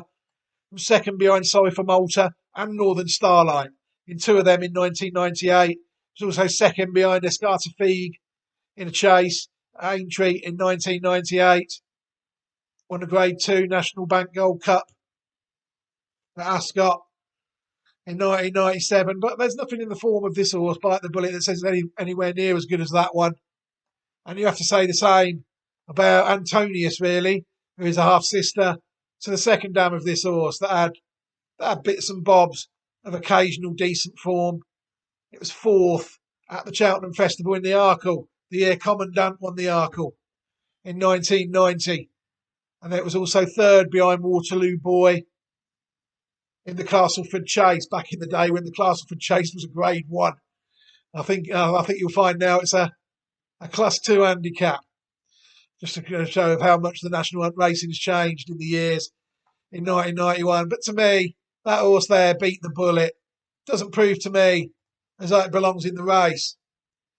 What do I fancy in the race, now you're asking, is a tricky question. It's not a race I'm overly strong on anything. But if I had to give a selection, I know it's a bit short in the race, looking at the market now. I'm seeing it's the second favourite, so you're looking at probably odds on each way shot for a place. Is Statler. By far and away, it's the most interesting one for me in this race. Would I chance it at this price in a race like this? I certainly wouldn't. If I couldn't get any better than 2 places in a 7-runner race at the Cheltenham Festival, I would be leaving the race well alone if that was the case. I'd have to be up. I'd have to be seriously up and not even really worried about losing. And that'd be gambling responsibly, thinking about not losing. That'd be the sort of position that I'd have to expect somebody to be in to fancy this horse, or just at the prices. But it wouldn't surprise me if it won the race. That is the object of this exercise, is to try and pick the winner. So I will give a very tentative selection. The National Hunt Challenge Cup, Novices Chase, to Statler. If you see somebody showing any of the signs of a stroke, you don't have to think about it, you just dial 999. Use the FAST test. F. Face. Has their face fallen on one side? Can they smile? A. Arms. Can they raise both arms and keep them there? S. Speech. Is their speech slurred? T. Time. Time to call 999 if you see any one of these signs. Act fast, make the call, dial 999. Hello everybody, welcome back to what is the final furlong of day one of Reprieve Media CIC's 2022 Cheltenham Festival preview. Right, it's about that time, folks. It's time for some selections. I'll be back with my selections shortly, but first we're going to hand over to the genius, Steve Allpress, who's going to round up his selections for day one. Steve, it's over to you. Right, now it's time to wrap up with my final selections for day one. Constitution Hill in the Supreme Novices Hurdle. Riviere d'Etel in the Arkle Chase. Honeysuckle is my nap selection in the Champion Hurdle. Epatante would be my each way selection, also in the Champion Hurdle. Queensbrook and Mrs. Milner are my selections for the Mares Hurdle. And the final race of the day, Run Wild Fred in the National Hunt Chase, is my final selection. Good luck to everybody for tomorrow and throughout the week, and I'll be back with Wednesday's selections shortly. Superb, Steve. Thank you very much for them selections. And may I take this opportunity to thank you very much for finding the time to compile this preview for day one, and hopefully all things being equal for the rest of the week. It's very much appreciated, sir, and good luck with all your selections. Right, my selections now. Quickly, before I mention my selections, I'm going to touch on a horse. Steve, as always, is sticking well away from the handicaps this week. It's probably very wise to do that. Me, I do like to look at them, and I think that it's worth mentioning one in the Fred Winter. At 450, it's the Richie horse. It's called Gaelic Warrior. It's actually quite short, but I will mention the pedigree of it. The form of it is quite good as well. You know, it's been racing in some good early French juvenile hurdles. It was sixth behind the well-bred Paradiso, beaten 17 lengths at Auteuil. And it also ran behind Impregnable, a horse that's also ran in a couple of graded hurdles in France this year. Not many have come over this year from France, I've noticed. I don't know whether that's why that is, but doesn't seem to be as many. The pedigree of it, though, is interesting. The dam of it, Game of Legs. The second dam of it, Three Mysteries. They're both Niarchos horses. Then after that, it gets quite interesting. The third dam, Maid of Erin. She's actually quite well-bred horse. Erin Bird, she ran quite well in a lot of countries back in the 90s. She was fourth at Churchill in the 1994 Breeders' Cup Distaff. She actually won a Grade 2 in Italy back in the day when Italy racing was worth winning. The Premier Regina Alana. She was third at Glorious Goodwood in the Nassau behind Caramba in 1995. She's got some decent form. She also bred a pattern race horse in Japan once she left. But if you look at horse, the fourth dam of it, Dancing Shadow, that's when things start to get quite interesting. Because she is a dam of a horse called River Dancer. That horse was quite highly tried. It won a couple of listed races. It was third in the Group 2 in France, third in 1986 also. In the Guineas, behind Bezavol and Secret Form. This horse was quite good back in the day. In the pre-morning, it was second, behind Regal State. That's some good form. But also, if you look at it more importantly, I feel, it's the dam of Spectrum. That was a good horse, that was. Top class and decent enough sire as well. Sire of horses like Golan. Ballymacalstud stuck to their own. Golan, Tartan Bearer, Gamut. All sired by their own horses. And also the dam of Conduit.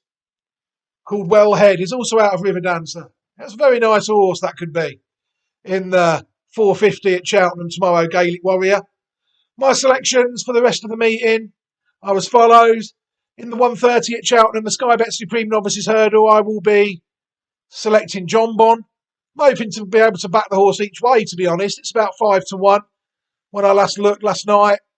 I'm hoping to get on it each way, but if JP fancies it, that's obviously not going to happen. And I'm looking forward to seeing this race, John Bon. In the 410, the Mare's Hurdle, I'm going to give an each way selection on Martello Sky. I do like that horse for reasons already declared. In the Arkle, the second race of the day, on Colours, it fell last time out, but Connections have chosen to run the horse in the race, and I have to trust them, so I will be looking at a tentative each way selection on Horton Colours. And in the last 5:30, a tentative win selection in the Novices Chase at Statler. And also Gaelic Warrior is very short, really, for a race such as that. A 22-runner race. You don't really want to be taking the price it is. But I am looking forward to watching it go round. Right, we're gonna leave day one there. Good luck to everybody who's getting involved for fun, and I hope you all have a fantastic day.